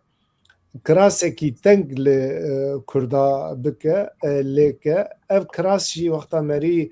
konjonktûra rojhilata navîn mêze dike û şîrove dike bûyera û dike ev kiras teng e yani teng tê ji bo maf azadiya Netewî Kurd evên pêşengên siyasetê yên ku em bibin niha bi dewletê re rûdinin wek Dem Partî ya jî em bibin wek aliyên siyasî dina projekî danîn berxwe gelo wexta meriv di siyaseta Bakurê Kurdistanê Tirkiye dişopîne merîv dibîne ev kiras wek di civatê de nayê qebûl kirin bi her awayî bi rengê wî bi fesda wî bi bejna wî divê Kurd çi bikin gelo di civatê de millet nerhetî heye aliyê siyasî Kurdistanî divê ew ê gilî û gazinca dikin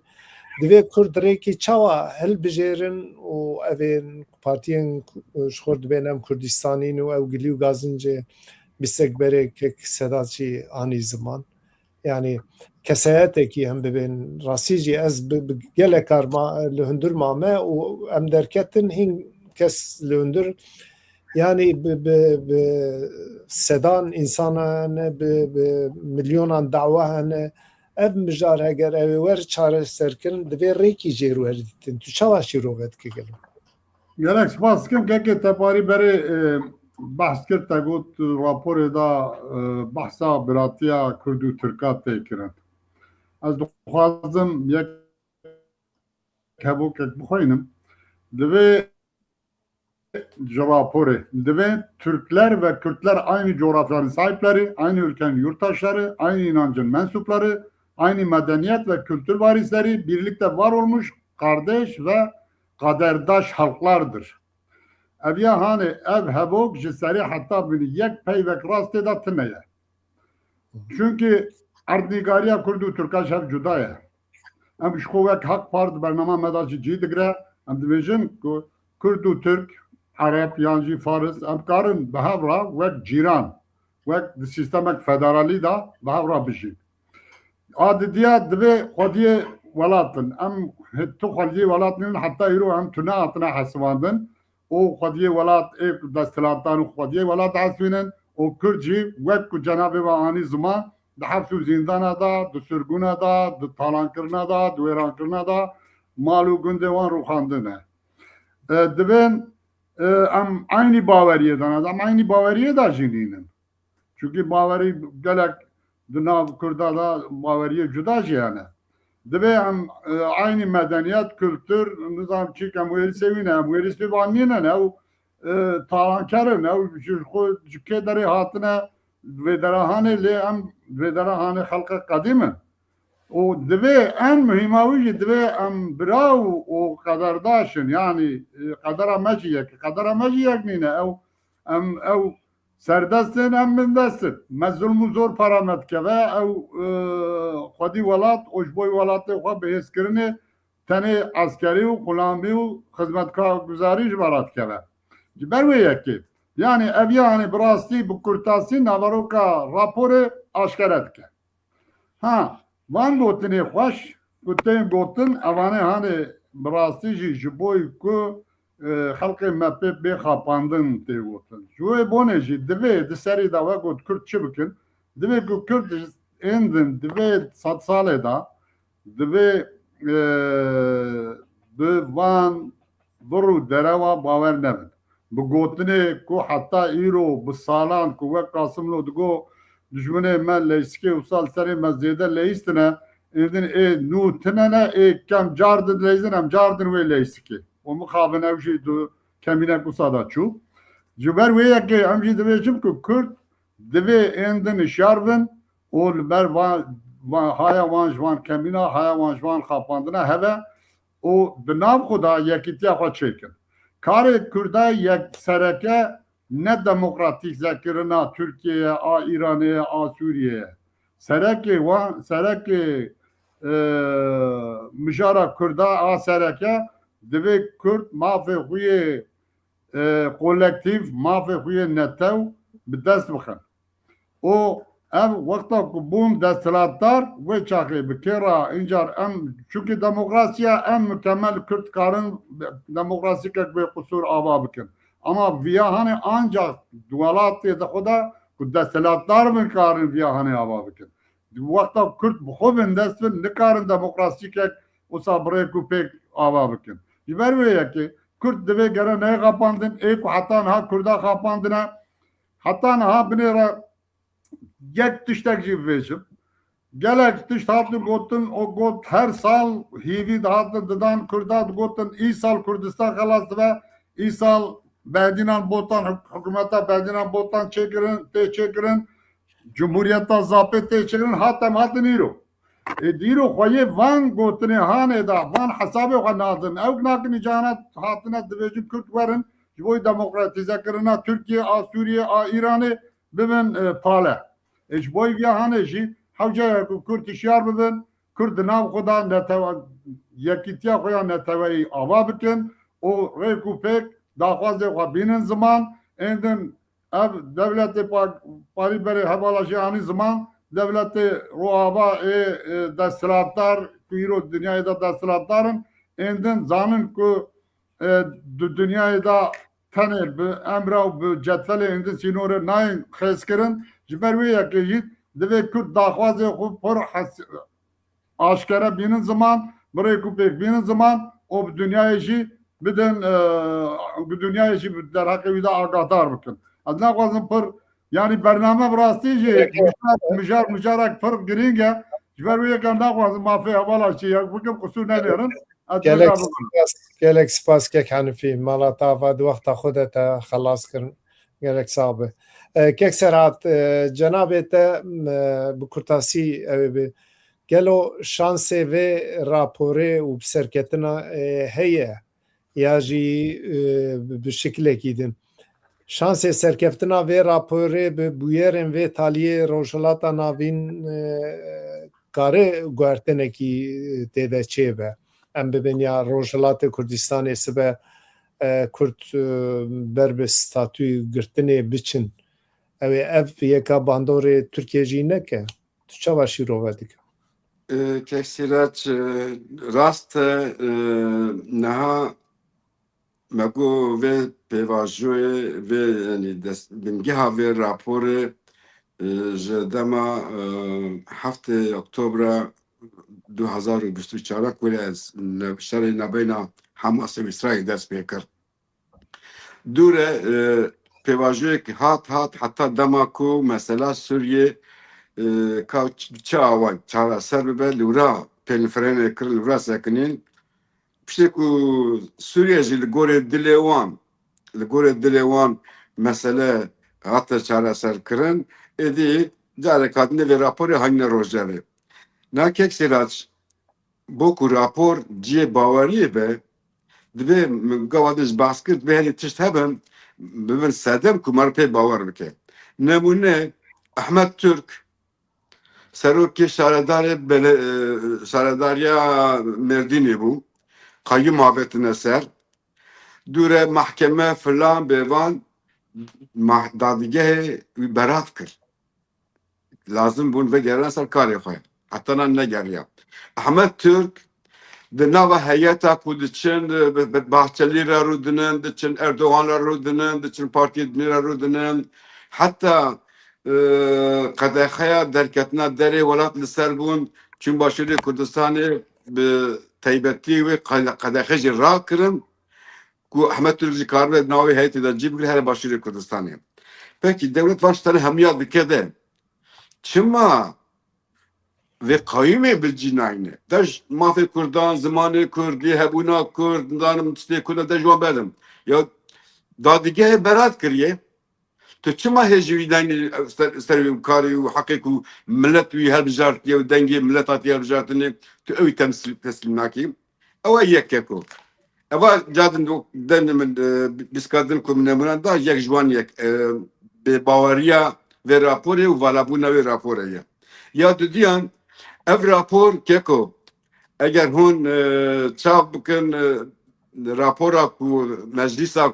komisyona ku meclîsê sê kes bûn çûne İmraliyê gel önceden roniştin rapora wî jî bela bû ev rapor piranî li ser bîr û baweriya Öcalan hatiye avakirine yani ser ew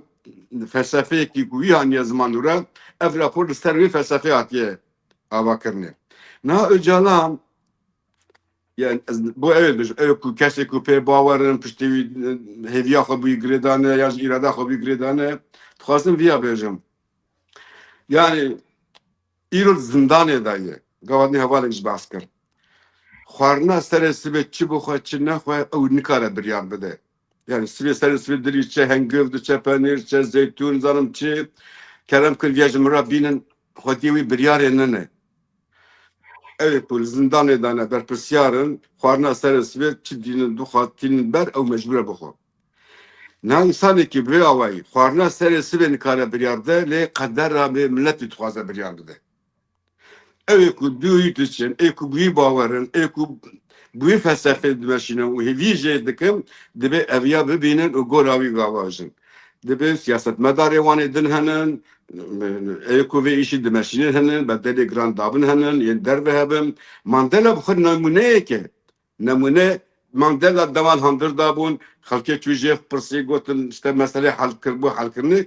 riya hevalê xwe nîşan da ku ez zindanî me, ez esîrim li vir, ez nikarim biryarî bidim. Hevalê min herin buwara rûnin, wan çi biryar da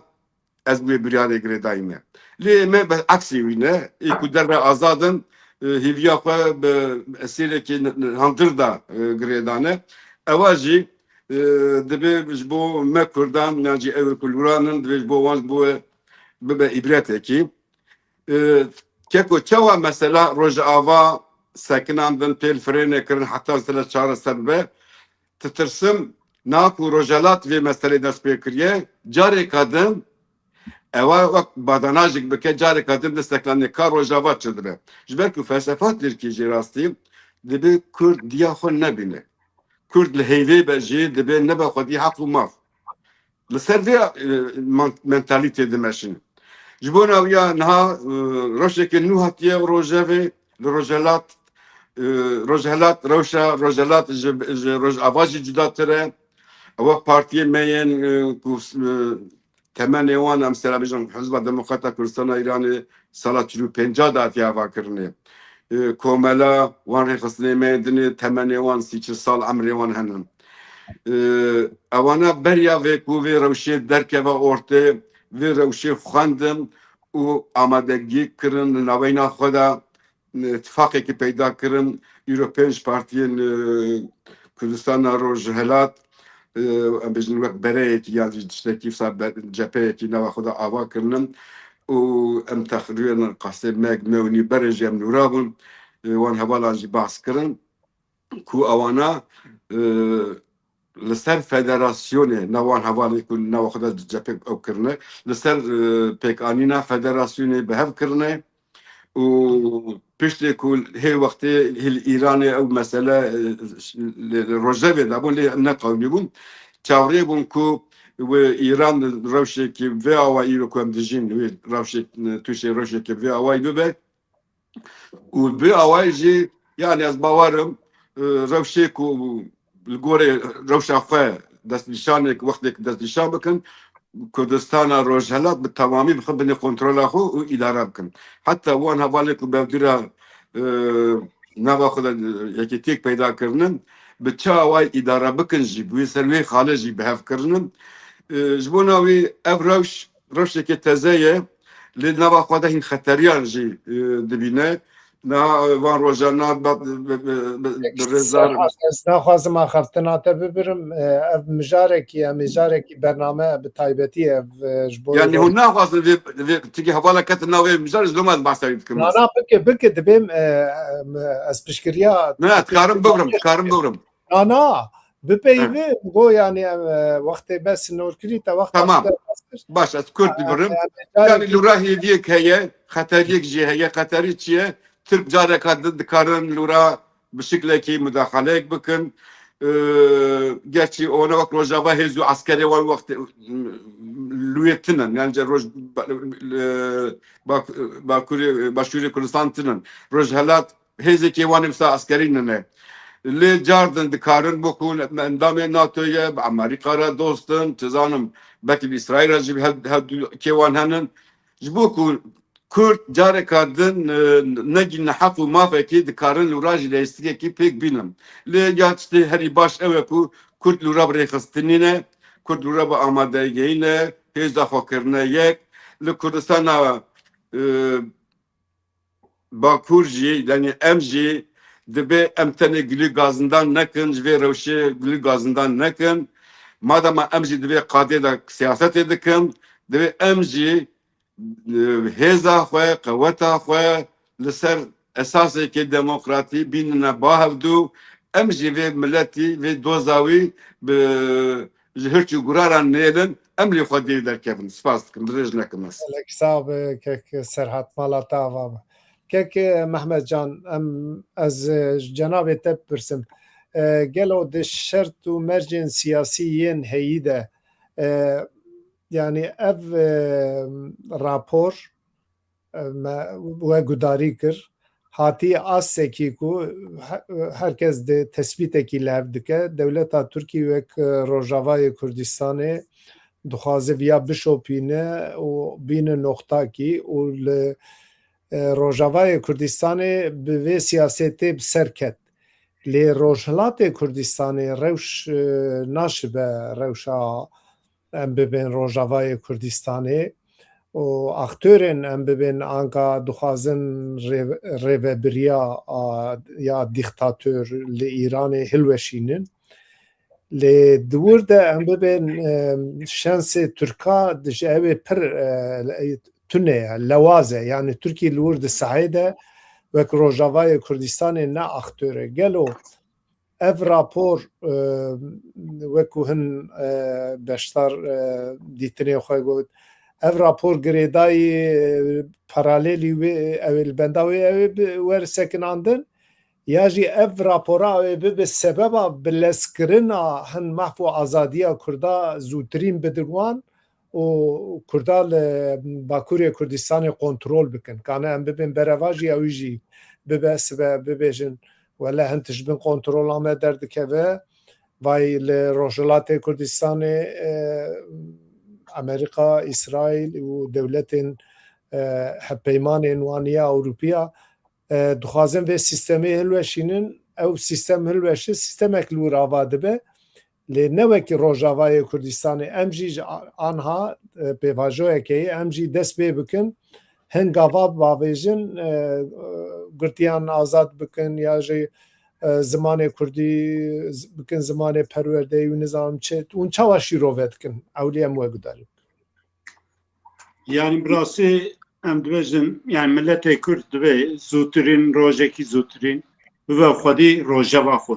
Heta niha rojev hinek hatayîn kiriye em li pey wan rojevan me nîrxandin kiriye şîrove kiriye û em bûne wek dûvkê wê wan pêvaje. Dibe Aliyê Kurdî, Aliyê Kurdistanî, milletê Kurd rojeva xwe tayîn bike daxwazê xwe yê millî de bixe bi siyasetekî millî bixe rojevê. Ji bo wî em dibin armanc û naveroka vê raporê bi tevayî fikr û paradigma mîsakê millî ya mezin tîne ziman û bi milletê Kurd dixwaze bide qebûlkirin. Hinek aliyên bi ser navê Kurdan jî bi rastî bûne dûvkêviya û bûye payanda viya divê cardin vegerin ser hestê xwe yê Kurdî û bifikirin. Ew kesên alîgeriya viya dikin, piştgiriya viya dikin ya jî propaganda van nêrînên çew dikin divê rojek zûtirîn vegerin ser hestê xwe yê millî. Beriya em vê raporê ve jî gelek xwenaxên nêzik divan 20 salên dawiyê de çêbû. Yani em vana ji bîr van nekin. Salên 2000, salên 2005, salên 2012, dîsa 2015 da şerê xendekan yani piştî daxuyanî Abdullah Öcalan û Bahçeli fesekirina PKK falan ev rapor, ev komisyon û rojev hat guhertin ev salekî zêdetir e Bakurê Kurdistanê siyaset bi wir hatiye girêdan raporê da çi heye, çi tune ve çi bîne lê derket ortaya dibe ya çiya mişk çiyayek mişkekî zayî tiştekî din derneket ortaya. Ji bo wî em dibin rojekî zûtirin milletê me vegere ser rastiya xwe. Ez bal bikişînim pirtûkekî Gabriel Garcia Marquez'e ye belkî we gelek hesab xwendibe bi navê divê duşema sor ya şî xirmizi pazartesî li wir navçeyekî de rûnişvanên navçeyê zanin ew ê sibê mirovekî bê kuştin însanekî bê sûçe û bê weke herkes bêdeng dime diver şirîkên wê kiryarê. Îro li Kurdistanê şê em dibînin li Bakurê Kurdistanê bi taybetî siyasetekî çewt pêvajoyekî bi rastî ji bo Kurda zirarek ziyanek mezin tîne herkes di xeteriyê de ye û di şûpan de ye lê bêdeng maye. Bi vê bêdengiyê bi vê pêhelwestiyê jî wek dolaylı dibêjin divin şirîkê vê pêvajoyê dibe civata me milletê me bi rastî seriya bifikirin nêrînê xwe bêjin. Yani îro eger em rexne nekin îro em nêrînê xwe nêne zaman em kîngî bîne. Ça iş kadiya mirî binaxbû wê şayê xêrîn û lawa ew kê me têr nakin. Eger îro nexweş ben ev kedaye li ber dermankirine dibêje em nexweşiyê serast teşhis bikin o dermanê wî çi ye wî dermanê derxin. Ev jî beşmendekî kolektif bi xebatekî kolektif çêdibe. Aliyên Kurdî, siyasetê Kurdî, milletê Kurd li ser siyasetekî netewî tev bigerin û daxwazê xwe yê netewî derxin rojevê li ser wî ew bikin. Elbette şêweyên têkoşînê cuda cuda ne. Gora demê ew şêweyên têkoşînê tên. Daxwazên milletê Kurd gora demê tê guhertin. Em wek partî dibêjin ji otonomî bike heta serxwebûnê hemû daxwazên mafê milletê Kurd rewan e û em ji bo wî van daxwazan ew bikin. Li gora şert û mercan kîjan bi dest ket em viya jî red nakin. Îro zimanê Kurdî bibe zimanekî fermî em li hemberî wî nînin em ê bêjin baş e lê têr nake. Di xanûna bingehîn de gav bavêjin em ê bê baş e lê têr nake heta kî em mafê xwe yê esasî bi dest naxin bi rastî ew çê nabe. Ji bo wî jî bêjin yanî dibe bi taybetî ew Kurdên me derdora 6 milyon insan e dengê xwe bi navê partiyekî Kurdî xwedêgiravî deng din bipirsin ji rayedaran ji berpirsên xwe bêjin hep pêvajoyê çi bû çima bi vîya way pêvajo bi ku da dere raxnê xwe nêrînên xwe bertekê xwe nîşan bidin yani axilekî Kurdî hevpar em ew bikin em tu kes dijberî kesî nîne em dibên ser fikrekî müşterek emle ew bikin ki em van daxwazê xwe bikin rojeva dagirkeran ne dagirker rojeva xwe bikin rojeva me ji bo wî jî îro tiştê li rojhilat dixewimin pir girîngin divê em bala xwe bidin wê derê li Bakurê Kurdistanê heniye bi rastî tiştên nexweş û pêvajoyekî ne baş çêke lê li rojhilat tiştên girîng dixewimin divê Kurd şiyar bin li wir partiyên Kurdî Kurdistanî wek CHP eniyekî ava kirine ew jî kêfxweşiyê ye em piştevaniya wan dikin elbette em naxwazin bêjin li wê derê çi bê kirin ew biryara wan partiyan e û ew partiya me Kurdistanê li wir desthilatdarin ew zanin wê çi bikin lê dîsa jî em dibêjin yani zûtirîn hemû perçên Kurdistanê li diasporekî millî bê ava kirin û seferberiyek çê bibe piştgiriya li kîjan perçeyî têkoşînek pêş ve bibe divê piştgiriya wê têkoşînê bikin destkeftiyên hene li Başûrê Kurdistanê li Aliyê Dinê li Kederê hebe divê em xwedîtî bikin ji bo wî jî divê ittifaqa navbera hêzên Kurdî pêk bê di xada jiyanê da çalakiyên sivîl û hevbeş bi hevra hemû aliyên Kurdî beşdar bin pêş ve bibin dîsa divê ji dewletên desthilatdar û ev di aliyên ew kî daxwaza heremekî parastinê wek li Başûrê Kurdistanê hatibû ji Türkiye divê û yaşlı yani qedaxaya Firêlûnê û parastina wê heremê ji dewletên desthilatdar bê kirin vana karin bi xebatekî dîplomasiyê û bi xebatekî hevbeş gelek tişt bi dest bixin ew tesîra wê derê ew bayê wê derê ew ê tesîr li Bakurê Kurdistanê jî bike dewleta Türk jî mecbûr e dawiyê de gav bavêje eger hêza me qeweta me hişmendiya me hene tevî çiqa pêş ketîbe ew ê li gora wî jî daxwazê me jî bilind bin û destkeftiyên me jî li gora wî be lê wala em lawaz bin bêhêz bin hêz û xewetê me ji hev dûr be û em bi salên hişmendiya salên hefteyê bi hişmendiya îdeolojiyên teng bi tev bigerin li dijberî hev siyasetekî pûşkirinê bimeşînin em bi ser nakevin ew ê dîsa ê hemberî me dagirkerê me bi ser bikevin ji bo wî jî em cardin wan şaşiya dubare nekin siyasetekî millî siyasetekî netewî bidin pêşiya xwe û li ser hinek şertên bingehîn bi hevra karibin xebat bikin ew jî çi ye mafê dewletbûnê parêzin mafê statûyê ye mafya kadara millete Kürt bi deste tayin bikin o hukuk idare bikin. Yani ev siyaseta dibêje ki ji bo Kurda federalizm, devlet statü, kültürel mafya kültürel pevîst nake o zamanê Kurdî zamanekî paşvamayî ya têr nake em wê paradigmayı bi tevayî red dikin û ya tune hesab dikin dibêjin cardin ev aliyên viya diparêzin bi wijdana xwe re rûbirû bin. Teşekkür can. Malata abi gelek sahibi. Ki Köroğlu Karaaslan hevidarım tüne ki baş bu tukarı bir peyvine var. Yani Aziz Hanım eğer ziyade Desteği bikin hama naxwazim pir zêde dirêj bikim. Gelo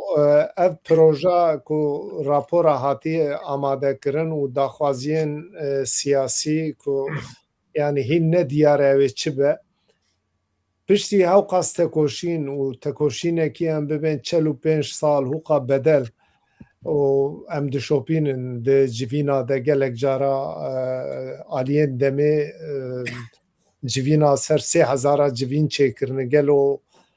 gelin Bakurê Kurdistanê îqna nabe ev proje wê bi ser keve ya tu çawa şîrove dike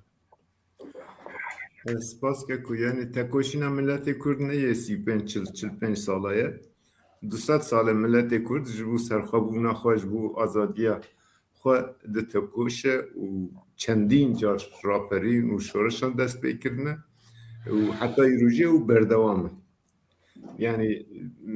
tekoşîna milletê Kurd ya azadiyê bi eger 45 sala ve girêden min heqîn milletê 45 sal qesa min de ew ê de ye yani ê sernavê milletê Kurd anka derketine 45 sale ev tişta hûqa bedel dane bêguman 200 sale belkî pêştir jî ne hene lê noxta ku hatine ez dibêm noxta ku millet hatiye çawa yani millet yani qebûl nake yani gavade mi goya xortên Kurdaj boy serxwebûna Kurdistanê ketin zindanê lê anka qonaxa hatiyê tiştek nayê xwestin di çerçeva sosyalîzmê de û di hin tişt tê xwestin lê ev tişt nerhetiyekî nîşan dide qesa min ji bo wiya bû mi got yani ev kanin bi gel bidin qebûl kirin gelo ev proje yani ji bo wî min pirsî ez benî milletê Kurd ne ji bo demokratîzekirina dagirkerên xwe dest bi tekoşînê kirine ew cangoriyên vî rê tekoşerên vî rê ji bo maf û azadiyên Kurdan Kurdistanê bi dest pêxin derketibûne rê yani lazim e em tekiliyê xwe û dagirkerê xwe baş pênase bikin em ne yek milletin em ne yek endamên yek welatê ne welatê me hatiye dagirkirin em kolonî kirine em bindest kirine me înkar kirine û tune hesibandine milletê Kurd dema rabûye serpiya ji bo serxwebûna xwe rabûye serpiya zarokên xwe gencê xwe û mal û milkê xwe ji bo azadî û serxwebûna Kurdistanê dane ne ji bo demokratîzekirin yan jî pêşvebirina dagirkira yani mesele demokrasî ne mesela dagirker û dagirkêran e milletekî dagirkirî nikare dagirkerên xwe demokrat bike demokrasî çi ye demokrasî têkiliyên dewletê û bi gelê xwe hemwelatiyê xwe re ye yani Kurd wekî Kurd hemwelatî nayîne hesêbkirin tê çawa xizmeta demokratîzekirina vî welatê bike û demokrasî jî vî meselê çareser nake yani welatên gelek demokratîk hene milletên û pir netewene kêmasî eqeliyet tê de henin çareser nekiriye yani tip problema İspanyayê ya demokrasî tune kêmasîya demokrasiyê nîne heta dikarim bijim li Tirkiyeyê jî demokrasî zêde ew kinine kêmasî demokrasînin bu xwe dikarin baş demokrasî bikar bînin yani نه پروبلمه بس نابینا کرد و ترکا دا به دموکراسی نای پیناسا کرن و تعریف کرن و نه ام دکارن و نه جی حد ما گو ام ولات داگیر کرد دموکراتیزه بکن بفی تعریف ناکم لورا ما قلت ام نابینا مو دولت ترک دا وک هویک تنه هفسنگیک تنه ام وک طرفک ناینه قبول کرن جبر ام وک طرفک ناینه قبول کرن او کمیسیون و مجلس و دام و دزگین دولت همو خدمت داگیرکاری دکن نگو خدمت دکن او کمیسیون تی خدمت بکه که ام مافی کرده چا زیده تر بکن یعنی بنادی که حنیفی خوند ماده کی پر مهم یعنی ام کرده دوی چرچوه ده تکارم ببینن یعنی کنگی قدر ام بویه یک کنگی ام بدلسوزی ما قدر فکریه یک لورا دوی ام تکیدی کرده و دولت اترک باش پیناسه بکن ام نه همولاتین خودان مافین او روانه گو بکارن حکم نسر قدر خواه بکن ام بندستی وان لازمه تکوشینا مجی جبور رزگاریا وی بندستیه به لسر اخ ولات ملت دوی ام مسئله پیناسد کن ولات اکی ناوی کردستانه ملت اکلیوی دیجی ناوی کرده دوی ولاتی سروریا ملت کرد طلب بکن او سروری بچاوت بکارانین خلکین دنیای چاو بکارانی وی سروری ام جوی کمتر دوی طلب نکن نه که رغلی اتخوازم دنابیر دبوی فکری خواه زلالتر بی نه آنکا ام رزیل دموکراسیا ولاتین پیشکتی دیگن دموکراسی تالیه نقطه کی دهتی دنگدانی ایرو ام ببین یه سروریا دولتا ترکی ام ناس ناکن لی تالیه ده ساحه ده پراتیگه ده دو میزد که سیاست انتگراسیون الپاشوی 5 میلیون رای هیه سیاست سرخوابون خوازی رو لباکوری کردستان ورد آسته کی ده یا جی ستاتوی دخوازن آلین سیاسی جی دوی نقطه ده پرچه نه یعنی دوی مریج بوی قارب او سروریا خلوی ولاتی بک دستلاتدار و معرف قارب او سیاست انتگراسیون و تک ببه دوی مری تشتک بکه یعنی دوی مری چی بکه لگوش جناب تل همبری و سیاست تک چوینه یا جی سیاست داگرکریه همبری و اوه که آوا بکه کاره چی بکه گلو از بینی 4 دقیقه پیش تبخوا بود او 6 میلیون کس این گرای خودانه بی تفگری قوت خواه انرژی خواه جیان خودانه بی تفگری اقنا نابن جوی پیواجوی اقنا ننن کیف خوش ننن او تی چه معنی او خلقه لولات خود دخوازه سرور به دخوازه دستالتدار به نگو به پارچه که انتگراسیون و باشی ده پیواجوی دا ترکبونا خواه یعنی مسئله انتگراسیون و ترکیوی بون داویوی ترکبونه اعتراض بی ملت جبی راهه یعنی ملت کرد و کردستان اعتراض ده که لورا به کیف خوش و به باورنینه به دلسوزی پشتگیری که یعنی امکان دولت سفربرن آنها هر در کردستان جوینان دکن خلکی کن دکن به ریاون بجن پارلمنترا و بلدیا و نظام هند دامو دزگیان هشمندیا انتگراسیون دخوازن بار بکن سر هشمندیا ملت کرد دخوازن به بدنا قبول کرن که رضا نشانه وی پیواجوه بدن لی پرانیا بی ملتی اعتراض دکه دنگی خواه بلند دکه و داخازا مافین رواین خواه لولات خواه دکه yani naxwazim bibim pêgeh ji bo sloganên vala yani biratiya gelan û nizanim çi ye ew tiştên ecêb de goxey Cumhuriyet. دگوقای جغرافیا کردستانی جغرافیایی که صناعیه جنگه های پر پیس بویه بس ام بیجن اکولوژی نظام سیستم او بکن یعنی اوا مجول کرن و خپاندنا بی ملتیه ملت کرد لورا itiraz dike لورا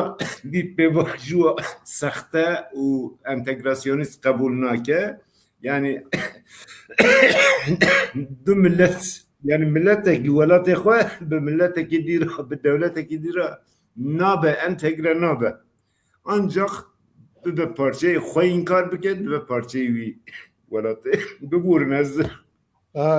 تو استراحت بکە تشنابێ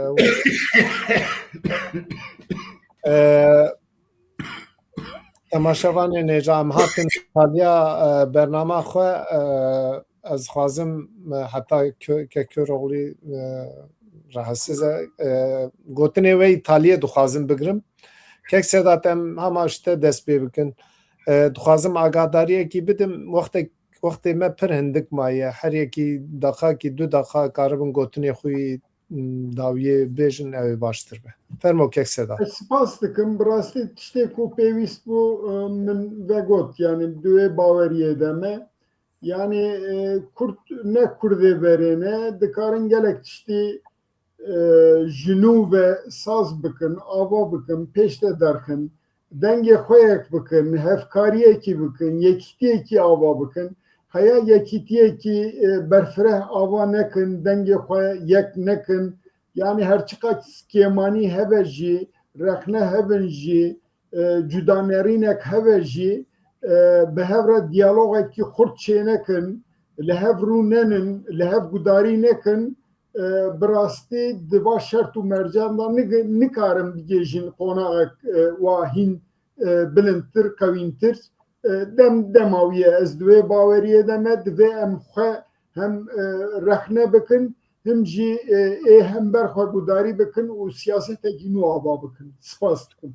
Mala ta va Kek Sedat Kek Hanifî tê çi bêje gotinê te tecbîr Peki kirî rastî gelek tişt heye ku me re bêje lê belkî wek ku heta niha me teva anî ziman em tim behs dikin lê gavê erênî nayavêtin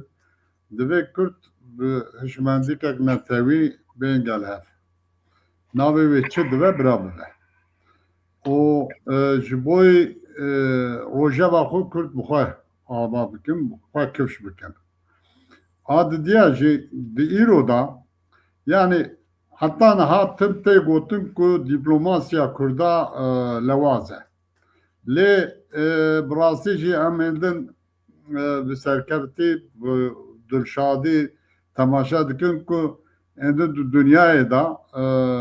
ê ku dunyayê di dora xwe dihêvojin em dibêjin ew hêdin bi Kurda ra mecbûr mane neçar mane ku têkilî deynin demekî Kurd wexta ku hewl bidin bên gel hev û bibin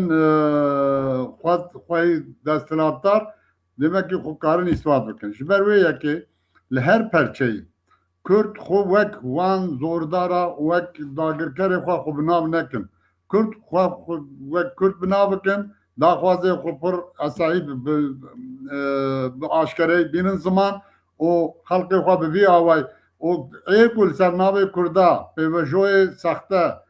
paradigmayê ku Kurda dixapînin tînin rojevê divê Kurd li dijî vanê hanê pir bi aşkere bi zimanek fesîh îtirazê xwe bînin ziman û herî giring jî Kurd heta îro çi bedel dabin çi zor û zehmetî dîtibin ê ku vê zor û zehmetiyê kirine ê ku ji vîya re bûne amûr divê Kurd ji wan hesa bipirsin û ew ji Kurda lêborîn bixwazin ji ber wê yekê jî bi rastî jî ez wek Sedat difikirim Kurd ne Kurdê berê ne lê Kurd ji berê tava Kurda ji berê daha çêtir jî nînin. Ez wî jî bibêjim. Ji wê bonê jî ji rohlata navîn jî ez bihêvî me Kurdê wê derê di nav xwe de yekîtiya xwe çêkiriye hevpeymanek gelek balkêş ava kirine ji dünyayê re aşkere kirin û ez bo wir bala me teva dikişîne ji bo me jî ciyê kevşxweşiyê ye em bi wî şadin û em bihêvîne êvar baş ve tevara. gelek spas kek Hanifî kek Serhat cenabê te çi bêje dengê xwe veke kek Serhat dengê te girtiye Belê. Tiştek min bigotena kek Sedat hanî ziman ez ê anî duê baweriyê da me eger em ji rewşê bêşarene jî acizin rewşê gilî gazindê me henin eger em dixwazin rewşê bigorînin eger em dixwazin dewza vê milletî bi şeklekî bimeşînin û bi rêyekî rast de ser daxwazên millî û neteweyî divê berê hemû tiştî em bi şeklekî hêza xwe bînin ba hevdû bi hêvkariyekî bi alîkariyekî bi hevgirtinekî werne ba hevdû wek Rojhilatê Kurdistanê çawa wana yekîtiyekî xwesavî awa kirin de em jî divê em vê gavê bavêjin çarekê me din tune û gilî gazindan jî vê dozê hel nabe. Carî spas dikim bo vê şevê bo vê derfetê û bo vê bernamê spas ji bo we ji bo hemû hevalan. gelek spas kek Serhat kek Mehmetcan hûn ê çi bêjin gotina we dawî ya jî tiştê we ji bîr kiriye Yani birası evalan şikelek aliyan va elbijar başanın zaman gelek dışarıdan ve kevdi fikrin Türkiye cüdayetine elbette Kürt ne Kürt'en berene İro Kürt beşmendiyeki netevi tevdigerin beşmendiyeki milli tevdigerin hemu perçe Kürdistan'ı o tesirle evdikin ser siyasete hey hem bu xazına xazın hem zanen ki îro serkeftin bi hêz û xewetê bi tifaq û yekrêziya mala Kurdî pêkane ji bo wî jî divê herkes vegere ser hestên netewîbûnê û daxwazên millî ew mafên ji milletbûnê tên em wan mafê xwe yê ji milletbûnê derxin pêş û li ser wan bingehê esasî rêya tifaqan bigerin ji yek jê şê divê em baş bizanbin milletekî bindest û tunetê hesibandin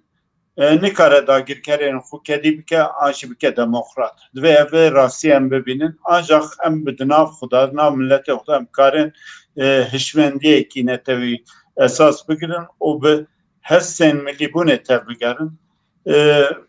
Hêzekî siyasî îro rabe ser navê milletekî bindest bêjekî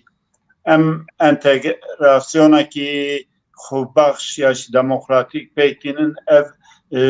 ji îlim ra terse ji rastiye ji vatê ra terse ji tûyewkekî ya riya wî tune ji bo wî jî milletê me gelê me bi rastî êket daye bedel daye bi salan e bi xwînê xwe bi canê xwe bi hera wê ev pêncî sala bedel dide divê ser vîya bifikirin o dengê xwe bilin ki bêjin na em nabêjin dijîtiya hev milletê Kurd bira bike bi vê ewkî lê divê ji vê siyaseta îro şaşe dengê xwe bilin ki rê li pêşî bigirin em rêyekî rast rêyekî millî rêyekî em bi hev re karibin têda bigêjin azadiya xwe em wê rê bi hev re pêder bikin ew jî İttifaka Aliyê Kurdî, Partiyên Kurdî, siyaset medarên Kurdî, rewşenbîrên Kurd, pêşengên civakê wana hemû herkes erk û berpirsyariya wan heye divê ji bo fiya tev bigerin û ser vîya jî ked û xebatekî bidin meşandin. Spas ji bo hemû hevalan û ji bo kesên me godar dikin malê ava. gelek spas kek Mehmetcan kek Köroğlu dîsa ez vegeriya maliyê te bêviya ku tendurustiya te baş e tê çi bêjê tiştê te ji bîr kirî tiştê tu dixwazî bêjê du cara mafê axaftinê me da te lê ji bela nerehetiya te qut bû fermo kek bibûrin yani ji bo vê ewkê miştara gotibî ku xik belay serê min e ev demeke derbas nabe Yani eğer astengiyek çekirge lümün bugurun. şifa xeyir Yani rast gelek dişgotin yani ya serekiyet bejim em dibe tekiliye xew devleti baş penasa biken em kine devlet akiye jberwi tu hevi û ew min necim meclisa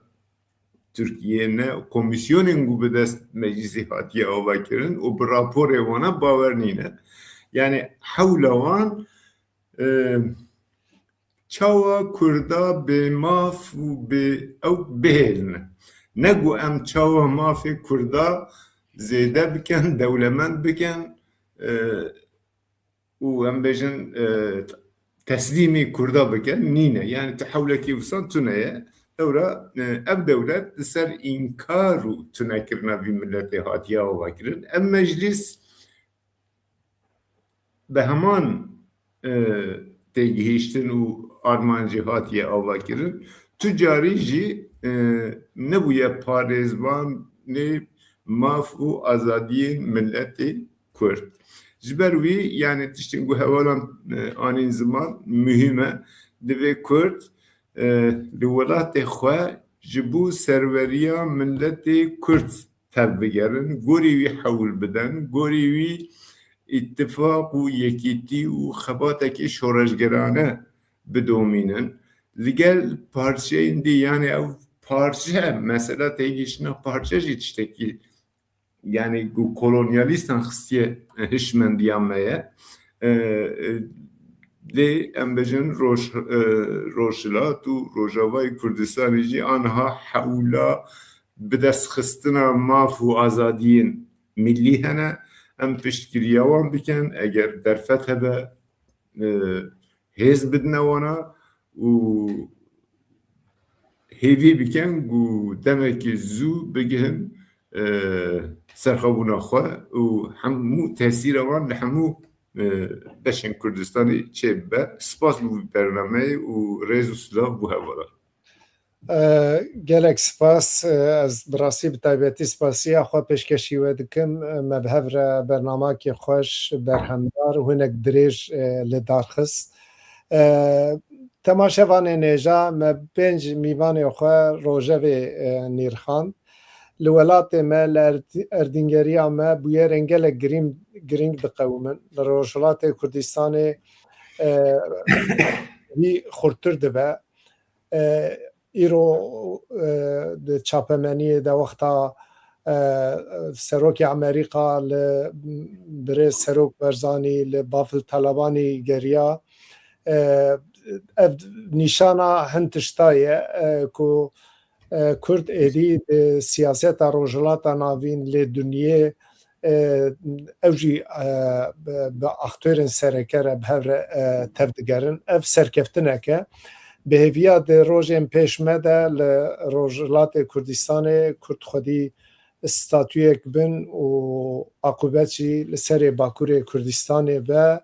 û şev baş bimînin xweşiyê de. Şev baş.